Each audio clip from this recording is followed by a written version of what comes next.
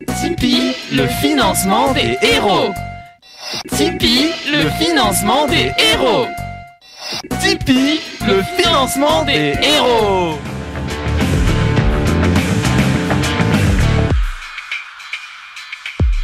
Bonjour à tous et bienvenue sur le podcast hebdomadaire de la cellule qui n'a absolument pas testé les micros avec Natacha. Natacha, ça va la pêche? Ça va, merci.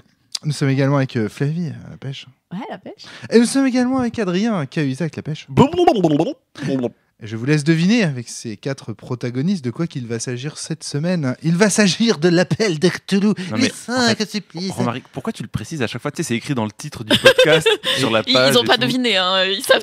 Je souris déjà devant l'infinie naïveté d'Adrien. Sache que beaucoup de personnes téléchargent ce podcast via des applications podcastiques. Qui ne récupèrent pas en métadonnées le Peut-être que titre. ça récupère le titre, effectivement. Il n'y a pas l'article qui Possibilité. accompagne. Mais que Allez, je te propose qu'on l'écoute- refasse un podcast un jour où on ne dise pas le titre et on voit si ça choque des gens ou pas. C'est les expériences Un peu de R&D, d'Adrien quoi. régulièrement. Je pense que, tu vois, il y a des gens qui laissent filer en fait leur liste d'audio dans le métro, par exemple. Ils ne savent peut-être. pas forcément... Genre quelqu'un qui a un trajet en métro de 5h30 et qui du coup enchaîne 3 podcasts, quoi. Ouais, par exemple. Ouais, ouais, Il tout à bosse fait. vachement loin dessus. Ouais. Bah, ils bossent en Ile-de-France. Et il n'utilise pas les transports en commun qu'il y a dans Vademecum, quoi. Par exemple, oui. Voilà, tout à fait. En tout cas, une chose est sûre, c'est que dire aussi le titre de l'épisode ou de ce dont il s'agit, ça permet aussi, tu vois, d'assez rapidement, si tu l'as déjà écouté, de savoir que tu l'as déjà écouté et donc de D'accord. passer au suivant. Mais du coup, le fait qu'ils entendent toutes ces discussions absurdes au début, quelque part, ça leur dira aussi si on l'a déjà écouté, non? Tout à fait. Et là, en plus, je viens de rajouter le son du pied du micro en ressort qui fait des bruits bizarres Ah, d'accord. pour les mettre un peu Dans l'ambiance. dans Vous êtes l'ambiance. contents, hein. Alors, on va parler de Cthulhu. Cthulhu Shoptile. Alors, qu'est-ce que c'est que cette campagne, les 5 supplices? C'est une campagne dans laquelle nous jouons des personnages extraordinaires. Rappelons-les. C'est quel personnage, Flavie, tu joues? Là, je fais la présentation, donc je fais des bruitages. Westminster. Je suis Et les Mary projecteurs. Westminster, anglaise, qui fait meneuse de revue à Paris et qui cherche de l'exotisme et à s'amuser parce que son mari est enfin On dirait une cané. agence patrimoniale. Et, Mary Westminster cherche érotisme et exotisme. et son mari est enfin cané. Et t'es pas loin du compte, hein. Si Oui, je pense à mon perso. C'est pour du hentai à tentacules en plus. Et elle est riche, elle, Les 5 et elle supplices. a du temps. Elle a du temps. Elle a beaucoup de temps. C'est également le cas de Sybil Crowley. Tout à fait. Alors moi j'ai un peu de temps, Natacha. mais pas tant que ça, puisque je travaille pour mon papounet, chéri. Et donc, Voilà, ça fait pas du tout agence matrimoniale. Ah Je non, tiens à non, te le bah dire non, bah, tout et puis en de plus je suite, suis ça fait pas mariée, rêver. alors bon, voilà. On n'a pas beaucoup vu ton mari. Hein. Bah non, il est resté en Angleterre ou en France d'ailleurs. je sais Puis pas. vu qu'on fait pas beaucoup de roleplay, t'en as pas beaucoup parlé. Hein. Voilà, ça c'est fait. Donc, du coup, bah oui, donc je gère des entreprises familiales qui ont un lien un peu d'import-export, on va dire, Voilà. entre la France et la Chine. On ne sait absolument pas ce que tu... Bon papier, madame! Alors il faut savoir qu'au cours du dernier scénario, nous avons fait un long voyage en avion qui nous a conduit jusqu'en Mandchourie. On est en train de voyager vers la Chine. C'est ça. J'ai oublié de te présenter mon personnage. Moi, je m'appelle Octavius Constantin et je suis juriste international. Voilà, c'est à peu près tout. Et je ne belge. sers à rien, surtout pas à me battre. Voilà. Et donc Adrien. pendant le deuxième podcast, on avait fait quasiment tout le livre 3, c'est-à-dire le voyage jusqu'en Mandchourie. Ouais. Il nous manquait la dernière étape qui était Shanghai. Ouais. Et donc là, aujourd'hui, on a fini ça. On a fait Shanghai, Pris pas mal de temps. ouais, Dairen Shanghai, en termes de destination. et puis ensuite, ensuite, la Mandchourie, quoi, le début de la Mandchourie, Baiyuquan. Baiyuquan. Bien Voilà. joué. Donc, on va reparler de tout ça. Commençons peut-être par raconter un petit peu ce qui s'est passé à Shanghai. Éventuellement, commençons un petit peu par décrire la fiction. Rapidement, hein. Vraiment. Eh bien, il y a je veux pas- Étienne Fiori, aucune parenté avec Patrick, qui gère l'ambassade de Shanghai et Qui qui nous a fait accueillis. un gros clin d'œil au personnage de Sibyl, genre on est trop discret. Ah, regarde mon clin d'œil. On a des trucs à voir entre nous, mais quand tout le monde sera parti, c'est Ouais, vachement c'est secret, mais il faut que tout le monde entende quand même, parce que sinon c'est pas intéressant. Ouais, et c'est vraiment secret cette fois-ci, c'est pas discret, quoi. C'est vraiment, voilà, puisqu'il s'agit du trafic, du padré de. Comment ça, du trafic, du commerce? du commerce. J'ai dit que je c'était pense. un travail d'import-export, hein, on est d'accord. Enfin, nous, on va découvrir qu'il s'agit d'opium en réalité. Voilà. Tout à fait, opium. Assez rapidement. D'ailleurs, le truc rigolo, c'est que le monsieur Fiori en question, Étienne Fiori, C'est un PNJ inventé. Ouais, c'est ça, c'est un PNJ. Alors non, c'est pas un PNJ inventé, c'est un PNJ basé sur un personnage réel. Vous pouvez chercher sur Wikipédia Étienne Fiori, et c'est assez rigolo. Et non pas King Fury, hein, ça n'a rien à voir. Non. Ni This is Rod my Fury, biceps. ni... Kung Fury. Donc très bien. Donc une fois qu'on a réglé nos affaires, que j'ai récupéré les diamants, qu'il a récupéré l'opium, tout Et qu'on ça. t'a suivi avec beaucoup de maestria, puisque je savais pas me dissimuler, mais j'ai utilisé. Mais de toute façon, moi, je ne savais pas observer, donc ça posait pas de problème. Exactement. Et j'ai découvert qu'à cause de toi, il y avait de l'opium dans le pays. que vous aviez endormi cette population à l'aide de cette drogue, vous autres Européens. Enfin, Et moi aussi je après, suis Européen en fait. Une ou deux petites remises en question. On a continué l'aventure. Ça, c'est fait. C'était énorme. C'était absolument génial. Donc du coup, on a continué l'aventure qui nous a conduit à rencontrer un antiquaire qui nous a conduit à un Attends, autre on arrive du antiquaire. coup à Dair. Ah ouais. Non, J'ai dit on l'a fait Kang courte. Dai. J'ai dit on l'a fait D'accord. courte la fiction. Hein. Je veux pas Très qu'on bien. s'étende trop longtemps. Non, Flavie, Ouais. ça te. On va à Wingenko et le mec de Wingenko, qui est un antiquaire, nous dit moi, mes antiquités, je les chope de Kang Dai, qui est à l'hôtel Yamato à Dairen. Et ça tombe bien, Dairen est notre prochaine étape. Alors, pas forcément. On aurait pu Non. passer par King Arthur. Et on Port choisit Port Arthur. Pourquoi King je dis Arthur, C'est c'est pas- Ah oui, c'est- alors, c'est Et je pense que c'était un mélange avec King's Landing, peut-être ou... peut-être, je sais pas. le roi Bon, atterri. Port ouais. Arthur. Ouais, c'est Port Royal. On avait le Port choix Royal, en fait. Et on choisit d'aller directement à Dairen, évidemment, sans se renseigner au préalable sur ce que c'est Dairen. Et bon, on se plante un peu en fait, parce que Dairen, c'est vraiment une ville occupée par le gouvernement chinois, par l'armée Japonais, ouais. japonaise, qui mène vraiment la ville d'une main de fer, qui vraiment a pris le contrôle total de tous les individus. Ouais. Depuis dans la zone. 1905-1906, suite à la guerre avec la Russie, ça c'est des faits historiques, hein, le Japon a le droit, je sais pas comment on dit en termes de droit L'usufruit, international, voilà, ouais. sur une toute petite portion au sud de la Mandchourie, ainsi Ah oui. que sur la ligne de chemin de fer de la compagnie South Railway Manchuria, un truc comme ça. Exactement. Et ils dominent cette région d'une main de fer. Ils sont vraiment, par Et exemple, les patrouilles dans la rue. voilà, ils patrouillent dans la rue, ils nous Il y a demandent des nos papiers en bunkers, per. des mitrailleuses, des C'est ça. chars, des navires ça. de guerre. Mais bon, on va faire rapidement le truc pour rentrer plus dans les détails après. Ouais, très On bien. rencontre du coup Kang Dai, qui nous dit en gros, je sais pas grand chose, mais ce cargo là-bas que vous cherchez, il est certainement pris par des Japonais. Alors oui, parce que Ouais, là c'est un raccourci qui fait que personne comprend. Ouais, Exactement, je pense aussi. En fait, Au moment ce où qu'il je faut me voir, suis c'est dit, qu'à Shanghai, on a été visiter donc la maison abandonnée de Longsdale, qui est le personnage non joueur qui a fait la quête avant nous-mêmes, finalement, qui a rassemblé C'est ça. les artefacts qui permettent aujourd'hui aux grands méchants de réveiller probablement un des grands anciens de l'univers. Et donc, on est un peu sur la quête, sur la trace de Longsdale pour essayer de découvrir quels sont ces artefacts et leur sens, quel est le sens de cette bataille dans laquelle on arrive un petit peu en retard malgré nous, Et hein, oui. puisque tous les éléments ont déjà été rassemblés par les PNJ. Et au cours donc de notre visite à Shanghai, on va visiter une maison abandonnée dans laquelle on croise des gens qui nous expliquent que la maison a été pillée. Enfin, on croise À des N badauds reprises, quoi. à N reprises en fait par un bateau, un cargo avec sur la cheminée un dessin d'hippocampe verte. Mais bon, ça c'est la première description du dessin. On verra plus tard dans l'histoire que ce motif est en fait plus complexe et qu'il s'agirait plutôt d'un espèce de monstre de la mythologie chinoise.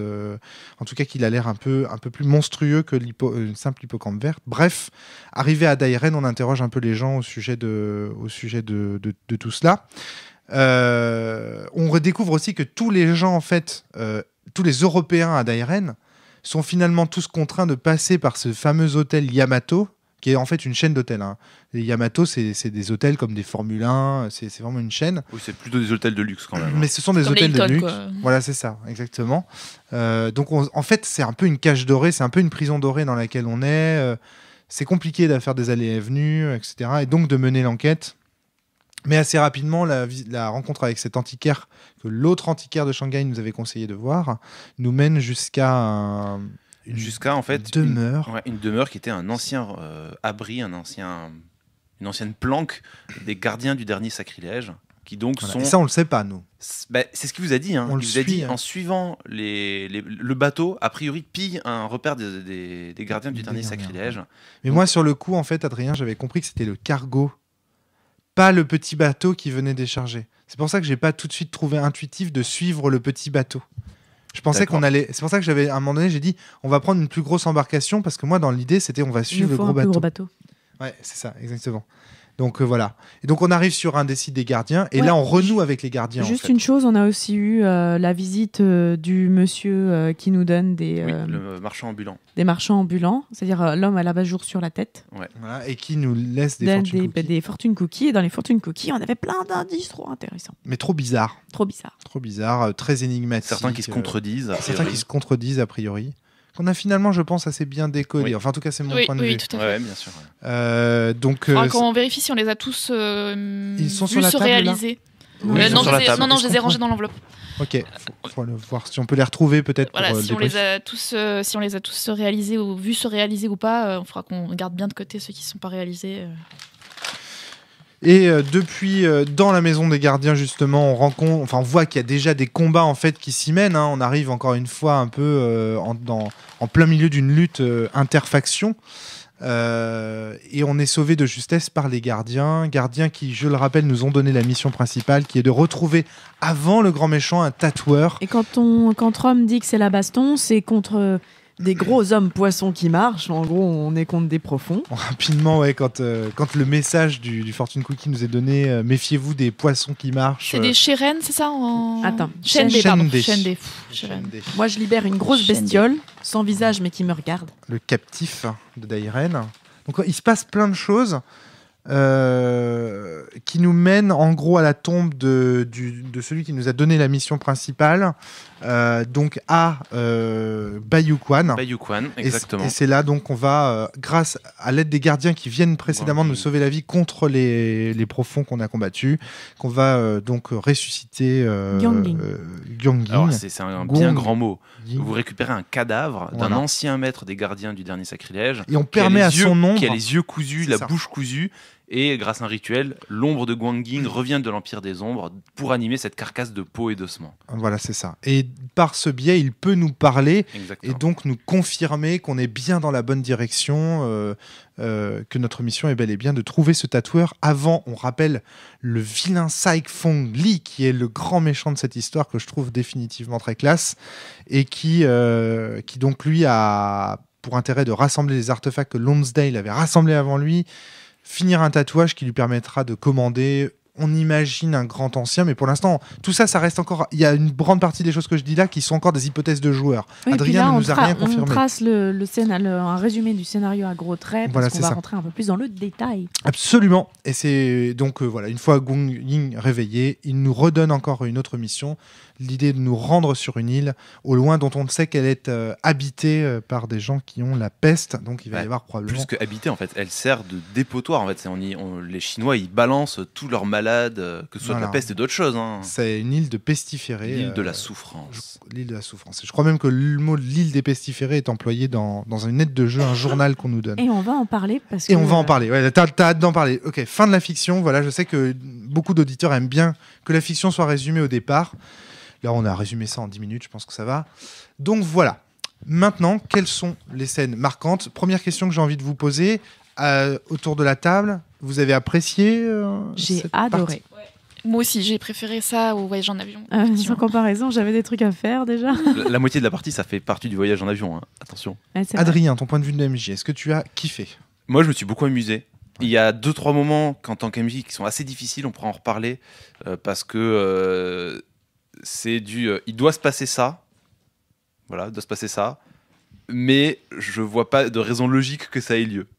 Et donc, du coup, ça force des éléments très cinématiques où ensuite, une fois que la cinématique s'est terminée, on laisse la main au joueur et bon, il se passe quelques trucs. Mais... En tout cas, moi, de mon point de vue, t'avais le sourire tout le temps, la balle Ah ouais, tout moi, le temps. je me suis éclaté. Hein. T'as pas dû t'ennuyer beaucoup parce que je te Non. voyais quand il y avait des moments de pause J'en profitais pour feuilleter. Ouais. pour feuilleter ton bouquin et donc t'étais à l'arrache en train de chercher des infos et compagnie. Je pense que toi, t'as pas vu le temps passer, clairement. Non, pas du tout, non.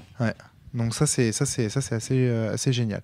Flavie, quelles sont les scènes marquantes? Pourquoi est-ce que tu trouves définitivement cette partie bien meilleure que la précédente? Ah, déjà, l'arrivée plus claire du fantastique, mais vraiment y être confronté, comme dans le premier scénario en fait, il reste du mystère. Ouais.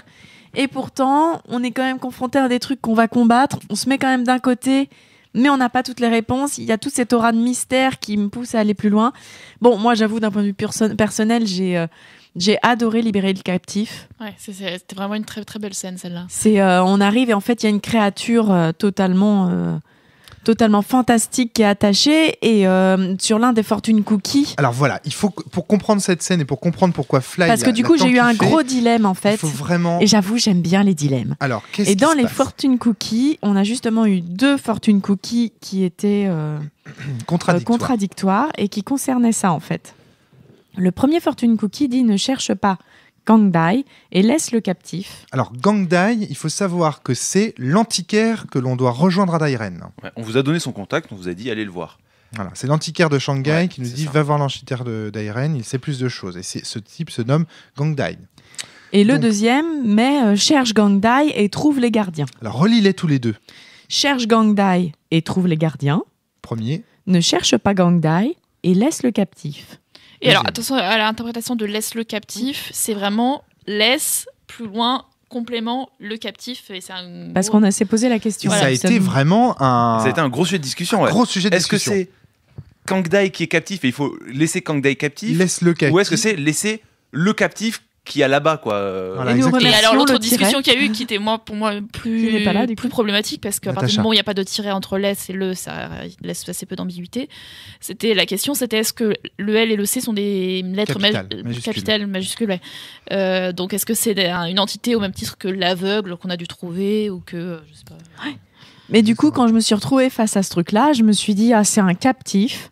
Ça a beau être une bête surnaturelle, je vais pas. C'est mon destin, je vais le libérer, quoi. La première. Alors réaction- que tout le monde disait, non, non, la libère pas. Je dis, ah, si, et là, j'ai pris. Enfin, Alors. si. Et on m'a dit ne pas le libérer. Si, moi j'ai eu un mouvement pour t'arrêter, oui, c'est sûr. J'ai trouvé. Alors, moi, à titre personnel, j'avais pas du tout fait le rapprochement entre le captif qui était décrit dans le Fortune Cookie et le captif Et cette créature, quoi. cette créature qui était en face de nous. Et pourtant, tu avais bien décrit ces liens et tout. Adrien, irréprochable. Il avait bien décrit les liens et compagnie. Et c'est quand vous avez dit, putain, mais c'est lui le captif. Là, il y a eu une sorte d'épiphanie. J'ai vraiment adoré ce moment où on comprend, mais ouais, laisse le captif. C'est Et pas c'est un ce qui est humain, quoi. génial. Et puis c'est ce qui est génial sur les Fortune Cookies, c'est qu'ils sont très obscurs et qu'au fur et à mesure des scénarios, on va avoir des épiphanies comme ça. Et là, c'est la première épiphanie, je l'ai trouvé trop cool. Et le fait de libérer ce truc et qu'il arrive, je me dis, ah, il commence à arriver vers moi, je me dis, il va me buter en fait. Et au final, non, il s'approche à 10 cm, c'est un des moments de n'importe quoi où du coup, je sais pas faire et je lui demande où est Agai Chen, le tatoueur, parce que je flippe. Ouais, c'était trop Et bien. en fait, il me tue pas et il va tuer d'autres trucs et nous, il nous laisse quoi. Et j'ai trouvé ça Je pense qu'il super. nous a bien rendu service et que tu nous as bien rendu service aussi, parce qu'à mon avis, il y aurait eu le double de profond qui nous aurait attendu dans la pièce à côté si il n'était pas sorti, quoi. Mais il reste encore cette énigme qui est laisse le captif. Est-ce que ça veut dire laisse-le là ou est-ce que ça veut dire libère-le? Parce que Ouais, laisse le vivant. laisse-le vivant, libère-le et compagnie. C'est dans celui de ne cherche pas. Oui, ne cherche pas Gang Dai et laisse le Laisse captif. le captif. Bah, Ça veut moi, pas pour moi- forcément dire de le libérer. Pour moi, ça veut. Bah non, pour moi, ça veut dire si tu ne le. C'était dans l'idée où si tu ne cherches pas Gang Dai, tu le laisses captif. Tu laisses le captif captif. Mais dans En tous gros, les cas- les deux sont pas des conseils, sont des états de fait. C'est soit Oui, vous pour ne moi, cherchez c'est pas des Gang Dai et du coup vous allez laisser le captif. Ouais. Soit vous allez voir Gang Dai et, du on coup, trouve vous les trouverez gardiens. Et ce qui est Voilà. intéressant, c'est que Pour moi, plus tard c'était dans un le état de fait, ouais. scénario, Pour moi, c'est un état de fait. Ouais. on se rend compte que ce captif, tout le monde s'en servait pour prendre une sorte de matière, de graisse, pour pouvoir aller dans le monde des ombres. J'allais dire l'ombre monde. Putain. Et Cette graisse, pour rappel, c'est celle qui était utilisée dans les bougies, qui était utilisée par Sai Fongli pour animer toutes ces créatures d'ombre. Absolument. ouais. C'était la même odeur que vous aviez sentie. oui, et du coup, le coup de bol, c'est que je prends le Et vase. qui nous servait qui aussi se trouve- de cercle. Pardon, excuse-moi, Fly, je t'ai Non, interrompu, ça, mais qui nous c'était- servait aussi de cercle de Ça, c'est protection. autre chose. Ça. Ah, d'accord. Moi, j'avais fait le rapprochement. Eh, parce que moi, je pensais que c'était ça qui Mais cherchait les alors regarde, du tout coup, le monde est en en train de vous te poser- écoutant, j'ai Natacha. encore, en fait, je reviens sur mon interprétation de c'est un état de fait. En fait, peut-être qu'il aurait fallu le laisser captif justement pour qu'on puisse continuer à se servir de cette graisse qu'il donne. Mais du coup, moi, j'ai pris le vase. Au pire, ça veut juste dire que plus personne ne pourra aller dans le monde des ombres. Et c'est peut-être pas une mauvaise idée. Bon, enfin, En tout cas, on a ce qu'il faut, tu vois. On a Ouais. la base, hein. Oui, parce que le vase dont il parle, c'est à côté du captif, il y a des étagères avec des instruments chirurgicaux, de quoi en fait l'entailler, le découper, faire suinter ces fluides, les prélever, et il y a tout un vase qui contient une grande quantité de sa graisse, quoi. Alors, ce que je trouve extraordinaire avec cette scène, c'est que d'abord, elle est introduite par les Fortune Cookies, qui nous font nous poser des tas de questions. ouais. Puis ensuite, les Fortune Cookies nous permettent d'avoir une espèce d'épiphanie vis-à-vis de cette créature. Puis ensuite, nous permet d'avoir un dilemme vis-à-vis de ce qu'il faut faire de cette créature. Et maintenant, le fait d'avoir libéré cette créature nous laisse en plus une formidable promesse, qui est que le fait de l'avoir libérée, ça va faire qu'à un moment donné, il va y avoir un Deus Ex Machina, que cette créature va intervenir pour nous sauver, nous libérer. Est-ce que, tu vois, je trouve que c'est vraiment... Ça donne une promesse, ouais, c'est génial. C'est ça, c'est-à-dire qu'on a tout là. On a l'élément de scénario qui est vraiment bien foutu et qui fait que là, ça ouvre à fond. Et peu importe si c'est pas le cas au final. Ça... Ah oui, bien sûr. Ne serait-ce que parce que vous cogitez dessus, c'est suffisant. Ouais. Exactement. Ouais, C'est une tout à belle fait. scène, quoi. C'était un une très belle gadget. scène. Ouais. Bref, donc c'est ça qui est c'est ça que j'ai vraiment trouvé très très chouette dans cette scène. Plus autre chose aussi qu'on n'a pas précisé mais qui Oui. est essentiel. C'est qu'avant de le rencontrer, quand vous arrivez là-bas, vous vous retrouvez à nouveau nez à nez avec une arcane des 5 supplices. Oui, c'est vrai. Il y a le Et rituel. je perds un peu de San, Oui. beaucoup. Exactement, il y a le rituel qui est en place au milieu. Et donc, nous, on a déjà assisté à ce rituel au cours du premier scénar, et donc on le reconnaît. On voit à nouveau les 5 éléments chinois qui sont convenablement disposés, l'eau, la terre, le métal, le bois et le feu, avec les suppliciés, etc. Enfin, tout est nickel. Ce qui nous rappelle aussi, là, c'est une sorte de rappel du premier scénario. Et quand tu dis, Flavie, que ce scénario-là, enfin, en tout cas, cette partie-là, cette séance de jeu-là, est très en adéquation avec le premier, il y a aussi des tas d'éléments scénaristiques qu'on Ouais. retrouve, des Ah oui, trucs mais ça super fait du bien. Les intéressants, motifs ça qui fait du bien. reviennent. Et y compris dans le dépaysement. Oui. Lié, Le premier lié à scénario, tout vous ça. étiez dans le quartier chinois, et là, vous êtes En dans Mandchourie. le grand quartier chinois, en fait, en Chine, quoi, directement. Exactement, ouais. Ouais, non, ça c'est assez fort. Autre élément très important de cette scène et qui la rend vraiment, à mon avis, sublime, c'est les éléments d'ambiance qu'Adrien a mis tout au long de cette partie. Adrien, tu as été impérial. Le mot est choisi judicieusement, c'est parce qu'en fait, déjà, pour à l'arrivée, j'ai trouvé que tu avais joué les autorités japonaises Avec brio. avec brio. C'était génial. Alors, Tu les aides disais de qu'il y jeu, avait des choses dans le, Ouais, dans le livre. bouquin, il guide bien sur comment jouer c'est génial. l'arrivée. C'est qu'en gros, ce qu'il faut savoir, et c'est ce que vous découvrez aussi à la toute fin du scénario. À la toute fin du scénario, enfin là où on est arrivé, c'est plus ou moins aux 2/3 du livre 4, se déclenche un élément historique qui est ce qu'on appelle l'événement de Mukden, je crois si je dis pas de bêtises, qui est que en gros les Japonais sabotent leur propre ligne de train, accusent les Chinois et envahissent la Mandchourie. Ouais, d'accord. Et donc, Il n'y a pas un truc comme ça dans Tintin aussi? bien sûr. Ouais. Oui, bien sûr, dans Ah oui, ça fait Tintin, référence à ça. le Tintin, quand il va en Chine et qu'il y a les Japonais dépeints de façon avec leurs grandes dents hyper racisées et compagnie, c'est ça. Et donc là, cet événement, c'est ça. Et donc, du coup, dans les jours précédents, le Japon est paranoïaque. Donc en plus, on arrive au moment Vous où arrivez ils s'en au foutent. pire moment, Ils voient des c'est-à-dire que complots chinois Il y a des, partout. des puisque mouvements de eux-mêmes en troupes dans nourrissent. tous les sens, ils voient des complots, ils sont hyper paranoïaques. Donc, quand vous arrivez, les Japonais ne veulent laisser passer aucun espion, être vraiment hyper stricts sur ce qui rentre, qu'est-ce qu'ils vont voir, etc. Et donc, il faut que je retrouve le bouquin, en fait, ça va être plus simple. Sachant que nous sommes des espions. Et oui, Puisque nous sommes avec Georges Guédon, qui est un diplomate français dont le but est clairement de comprendre les intérêts japonais dans la région. Et ça Et nous on a- va le découvrir aussi dans le scénario. On l'a redécouvert. Oui, mais on parce le qu'il a savait une déjà. autre. On savait que c'était plus ou moins un espion, mais on découvre que sa mission, c'est de se renseigner sur un général japonais. général, Pichiro, médecin chercheur, japonais, un un chercheur Ah, c'est un chercheur, qui pardon. fait des recherches en épidémiologie. Et un des trucs qui est génial, alors on parle des fortune cookies, mais il y a aussi un truc quand on arrive du coup en Mandchourie, c'est qu'on a une énorme aide de jeu que j'ai trouvé fantastique, qui est un journal. Ah ouais, c'est génial. Un vrai journal. Donc à un moment, pendant le scénar, on s'est juste arrêté. Et moi, à un moment, j'ai eu un moment vraiment où j'ai kiffé. Je t'ai regardé, Natacha, et tu lisais le journal avec ton thé. C'est génial. Et très british. c'était tellement bien, quoi. Tu lisais ton journal avec ton thé et Comme ça nous met dedans, quoi. On arrive, on a le vrai truc. Et puis il y a plein d'indices dedans qu'on commence en plus à avoir se réaliser. On peut pas s'empêcher de chercher les indices comme dans les Fortune Cookies. Et on trouve où ça va nous mener, quoi. Et comme il est en format journal, Natacha. ça invite vraiment à avoir cette attitude du lecteur attablé qui. Ouais. Et là, Dedans, il y a plein d'infos, des annonces de ce qui va être à venir, des choses qui sont juste du contexte historique, qui viennent expliquer un petit peu. Mais on nous annonce les intérêts épidémiologiques que justement ce fameux général pourrait avoir avec les pestiférés qui sont gérés et envoyés sur une île où a priori il faudra qu'on aille nous aussi. Ouais. Alors, je vais juste rembobiner très légèrement donc, sur l'arrivée au Japon, Ah, je- l'arrivée en Mandchourie. Moi, juste pour dire qu'à ce moment-là, la manière dont tu l'as joué, tu avais en plus une aide de jeu qui Oui, était mais c'est des ce que je vais documents. dire, ouais. Ah bah, très bien. Quand je t'en vous fais arrivez rire. en Chine, donc en Chine japonaise, enfin conquise par les Japonais en Mandchourie, au sud de la Mandchourie, les conseils OMJ sont commencer par décrire l'arrivée à l'aéroport. Donc le fait que depuis l'avion, vous voyez des postes de tir, des patrouilles, des chars, des véhicules blindés. Tu l'as très bien fait. Ça permet de poser l'ambiance. En fait. C'est que quand vous arrivez, ok, on n'est pas dans n'importe quel aéroport. Déjà, ça pose une ambiance. Et ensuite, il y a une section qui s'appelle l'interrogatoire des investigateurs. Et donc là, c'est dit, bon, il y a une petite description du bâtiment, etc. Et un fonctionnaire remet à chaque investigateur un formulaire d'entrée dans le territoire. Donc j'avais fait des photocopies avant la partie, j'en ai remis un à chaque joueur, et il est marqué de suite, enfin un peu en de suite.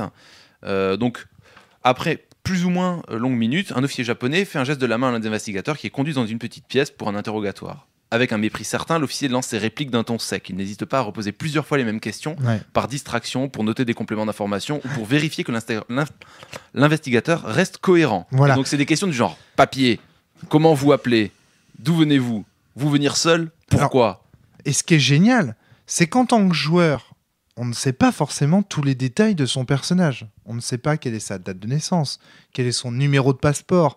Il y a des questions genre quand est-ce qu'on va repartir?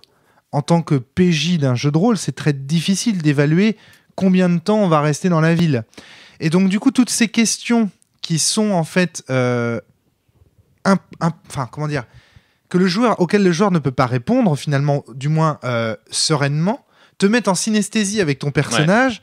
Qui lui est un espion et qui a peur de noter des choses. Et quand on va te reposer la question, le fait que tu bafouilles en disant ton numéro de passeport parce que t'as pas mis tout simplement ton numéro de téléphone portable comme moi je l'avais fait, eh bien ça fait que du coup on te suspecte, etc. Et ça crée une oppression sur le joueur qui est en synesthésie complète avec l'oppression que son personnage pourrait ressentir par l'occupant japonais. Et ça, j'ai trouvé ça vraiment génial, quoi. Enfin, c'est top. Et alors, t'oublies de dire un dernier truc, je rembobine encore un petit peu. Ouais. C'est qu'en nous laissant le choix entre débarquer à Port-Arthur et à Dairen, quand on arrive à Dairen et qu'on se retrouve dans cette situation, on s'en veut en plus. Ah bah oui, ouais, là, C'est-à-dire qu'en plus, on se sent responsable de cette arrivée, situation. On se dit, putain, merde, j'aurais dû aller à Port-Arthur. Et du coup, en plus, tu as une espèce comme ça de sentiment latent de putain, et si seulement j'avais pas fait ça. Et du coup, tu te sens. Ce qui était encore plus rigolo, c'est que vous débarquez avec un prisonnier qui fait partie de la secte de Saifong Li. Oui. Vous débarquez avec une chinoise. Alors, ok, vous êtes en Chine japonaise, mais comment ils vont réagir avec elle, tu vois, c'est pas gagné. Vous débarquez avec le personnage de. On est tous armés. Ouais, tous armés. Le personnage de Natacha qui a des fortunes en des diamants sur diamants. elle. Elle a des diamants dans le sac. Ça, c'est quand même assez fort, ouais. On a vraiment, c'est écrit sur Et notre il gueule. sépare le groupe en plus, donc on sait pas ce qui se passe. Ouais. c'est malin. Et c'est ça. Et lorsque vous remplissez les formulaires, alors c'est pas dit tel quel, mais en gros, ce qui est dit, c'est que les officiers japonais sont autoritaires, disciplinés, inflexibles. Et donc du coup, quand les joueurs remplissent leurs feuilles, si jamais ils essayent de discuter entre eux en tant qu'MJ, j'interviens. Vous pas parler. Ouais. Alors, petit détail aussi qui est hyper important pour l'ambiance, c'est que quand tu nous fais les gardes japonais, tu précises que derrière eux, il y a un commandant. Et lui, il est beaucoup plus poli en apparence avec nous. C'est-à-dire que, tu vois, par exemple, là où les gardes vont être très sévères et nous dire oui, taisez-vous, silence, écrivez, prison. machin truc. Lui, il dit avec un grand sourire, écrivez, ne vous en faites pas, sous-entendu. Il y a cette espèce de jeu de méchant flic, bon flic, qui en plus, je trouve, renforce la crédibilité en fait de la situation. Nous, récemment, avec Flavie, on a regardé un film qui s'appelle Le Dernier Empereur, parce qu'on savait que vous alliez venir ce week-end pour faire la partie. On s'est dit, tiens, ça pourrait être sympa de se replonger dans ce contexte historique en regardant un film qui se passe peu de temps après, je crois. Tout ça. Et vraiment, il y a en plus des scènes d'interrogatoire comme ça. Et c'était vraiment, tu l'as fait. Enfin, je sais pas ce que t'en as pensé, Fly, mais. Ah, c'était cool. C'était très très bien. Et le bouquin invite vraiment à faire ça, parce qu'en fait, juste après, donc à la fin de toute la séance aéroport, il est écrit donc que donc ça aussi c'est marrant, c'est qu'ils sont obligés de résider à l'hôtel Yamato. Donc eux, les joueurs ont peut-être prévu autre chose, ont peut-être pensé à des trucs. Dans tous les cas, ils devront résider à l'hôtel Yamato. Et à la fin, l'officier qui a été désagréable au possible tout du long, il va leur faire avec un grand sourire bienvenue à Dairen, du genre bienvenue en enfer quoi. Ouais. Et derrière, donc un petit paragraphe plus tard. Le gardien peut faire intervenir les services de renseignement japonais pour contrôler les informations fournies par les étrangers. L'investigateur doit remplir à nouveau le même document qui sera comparé au précédent pour s'assurer qu'il n'y a pas d'incohérence. Et ça, en fait, ça dit au MJ, soyez violent là-dessus, quoi. Ouais. Et donc ça, même si ça te donne pas tous les éléments de recette, en tout cas, ça montre clairement du doigt, taper dessus et insister, quoi. Et en plus, ce qui est dingue, c'est que ça fait de cet élément de matériel. Ça n'en fait pas un détail parce Bah qu'en oui, fait bien sûr. on pourrait croire, on se dit il nous fait, puis ça va être tout, mais en fait non, il va servir après, c'est ça qui est fort quoi. Ils arrivent à chaque fois à retrouver une utilisation. Et d'ailleurs, ils sont revenus et Natacha s'était un petit peu trompée sur Et toi 2-3 aussi trucs. Toi Ouais, aussi. moi aussi. Et j'avais oublié de remplir 2 trucs. Oui. Et du coup, on a fini au poste. Ouais, Natacha s'était trompée de date de naissance. Et sur ma propre date de naissance en Eh plus. ben ouais, Parce que c'est- bêtement, j'avais pas pris un truc mémotechnique, alors que sur la date de naissance de mon époux, j'avais pris la date de naissance des bugs, comme ça j'étais sûre de me rappeler. Et- Donc ça c'est une première scène enfin c'est 2 premières scènes en fait, parce qu'on a décrit à la fois le captif. Le captif ce sera après cette scène là, mais Oui, moi c'est j'ai trouvé que beaucoup plus c'était une tard, scène ouais. d'introduction en fait. Avant Shanghai, j'ai pas trop aimé moi cet épisode. J'ai trouvé Mais la Shanghai, c'est encore le voyage, en fait. Ouais, voilà, c'est ça. Il y a encore un côté voyage.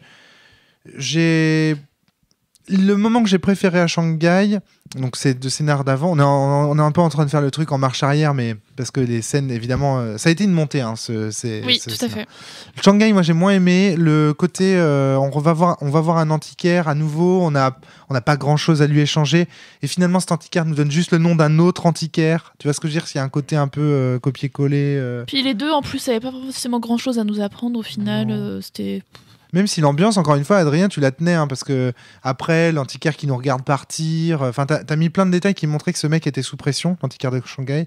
Ça, je trouvais ça vraiment intéressant. Peut-être qu'on le reverra plus tard, ce personnage, je ne sais Il y a pas. des choses que vous ne savez pas pour l'instant. Voilà, tout à fait. L'exploration de la maison abandonnée, les filles, c'est vous qui avez... Oui, Bah, on s'attendait à un gros truc, à une scène façon celle des 5 supplices qu'on a vu après. Ouais, moi je plus m'attendais tard, plutôt à trouver un truc caché, etc. Et en fait, Ouais. ce qui était Ouais. cool, c'est que tu nous as pas laissé chercher des heures. Oui. Adrien, tu nous as dit non, il n'y a plus rien. Et t'es là, ok, Ouais. je pars. Voilà, ouais. Mm. Mais on a quand même joué un tout petit peu le début de l'exploration. Oui. Et l'intérêt, c'est qu'en fait, je vous fais des fausses explorations qui servent à rien. Enfin, le jeu les présente parce qu'en fait, ça fait monter la tension. Vous savez qu'à un moment donné, il y aura pas rien. À un moment donné, il y aura quelque chose. Et le fait que tu saches pas quand est-ce que le diable te saute au visage. Ah, mais tu vois, le fait d'avoir eu une c'est vrai que exploration c'est avec intéressant. rien a fait que quand on est rentré dans la petite maison, Du coup, on était plus. moi j'étais sereine, donc je suis rentrée en On y est quand même allé première. 2 jours. Ouais. Mais Vous, Ouais. Ouais, et Moi, pas moi du du tout. coup en fait je m'attendais sentais pas le du truc comme tout une maison. je m'attendais pas du tout à avoir un truc comme ça qui me tombait dessus, notamment ma perte de San, et du coup c'était cool, c'était bien amené. J'ai quand même bien aimé le fait que quand on arrive, il y ait des gens qui sont en train de pêcher juste devant la maison et que du coup on se pose la question, est-ce que c'est pas des gens qui surveillent la maison et comment on va se comporter avec eux, et etc. etc. Le fait qu'ils restent après nous a confirmé que c'était pas des gens qui nous voulaient quoi que ce soit, et que c'était juste en fait des gens qui profitaient du terrain pour Ouais, soit c'est ça. piller, soit jouer. Ils avaient juste mis leurs enfants à jouer sur le terrain de Longsdale. C'est une maison abandonnée, après tout, pourquoi pas. Donc voilà, mais j'ai trouvé ça vachement intéressant comme situation, tu vois, Mm. et le fait que ce soit finalement eux qui vont après nous donner les informations donc sur le cargo qui est venu décharger la fameuse maison avec l'hippocampe, le cargo avec la cheminée à l'hippocampe verte qui est venu décharger cette maison qui reste du coup abandonnée. moi, tout Mais ce que c'était j'ai. quand même pas génial. Moi, tout ce que j'ai apprécié, donc outre celle que les scènes dont vous avez parlé, et surtout la scène de la libération du captif, c'est toutes les scènes liées aux deux nouveaux PJ, Qian Lan Qian Lan. et son amoureux dont j'ai oublié le nom. Matsumoto. Matsumoto, c'est ça. Saito Matsumoto. Donc voilà, toute leur entrée en scène, donc la première apparition de Kenlan où on sait pas que c'est une jeune fille, on pense que c'est une vieille mendiante qui se lève comme ça, qui disparaît dans les ombres, et puis qui revient en Deus Ex Machina en enlevant sa capuche, ça révèle son apparence. Voilà. Et puis après le fait qu'on découvre que donc ils sont amoureux avec l'autre qu'on a rencontré, qui est notre autre contact. Voilà, tous ces trucs là autour de ces deux nouveaux PJ, j'ai beaucoup aimé. Ouais, c'est vraiment pas mal. PNJ, pardon. Moi, ce que j'ai bien aimé, c'est aussi les changements. C'est un lapsus révélateur. On y reviendra. J'ai bien aimé, moi, ces changements de temporalité, en fait. Il y a beaucoup de changements de temporalité dans le scénario, ce qu'il n'y avait pas, en fait, dans le scénario d'avant, et je pense que c'est aussi pour ça que moi, j'ai beaucoup aimé. On a l'arrivée à Dairen, où on a un moment très fort où on se fait maltraiter, entre guillemets, par l'armée. On arrive, on a une petite interrogatoire, on a une très grosse scène très forte. Ensuite, on va avoir un moment plus calme et en même temps quand même dans l'urgence. Bon, qu'est-ce qu'on fait? Où on va? On doit aller... comment s'appelle cette ville? On doit aller à Bakuyan. Comment on fait? Bayuquan. Du coup, on a à nouveau une scène finalement de balade, mais où on sent une tension qui monte puisqu'on est confronté à plein de choses. Et finalement, là, cette fois-ci, cette balade nous sert non pas à passer le temps, mais vraiment à avoir une tension qui va monter. Ouais. Et ensuite, on va arriver dans un village perdu, et là, la tension ne va faire que monter jusqu'à un moment où on arrive dans un cimetière. Et au final, quand on arrive dans le cimetière, on a les boules. Moi, je sais pas si vous avez vu, mais moi, j'avais peur de Matsumoto. Je me disais, mais attends, ça se trouve, c'est pas des gardiens, ça va être les boules. Oui, c'est ça aussi que j'apprécie avec eux, c'est qu'en plus, on sait pas jusqu'au bout si vraiment on peut leur faire confiance. Puis jusqu'à l'apothéose finale, quoi. Ok, le réveil donc de Guanyin, qui est assez génial, hein. Effectivement, avec le cimetière donc, qui se fissure, qui se fend, ces créatures des profondeurs. Ils ne sont pas les profonds, hein, puisque les profonds n'existent pas. C'est un peu comme les Skaven dans Warhammer, en fait, les profonds n'existent pas. Là, ce c'est sont des les Shendé. Les Shendé, tout à fait. Le mot profond n'est jamais prononcé par personne. Non. Peut-être à un moment donné, y a-t-il le terme créature des profondeurs? Non, c'est juste les poissons qui marchent. C'est soit les poissons qui marchent, soit les Shendé. Ouais.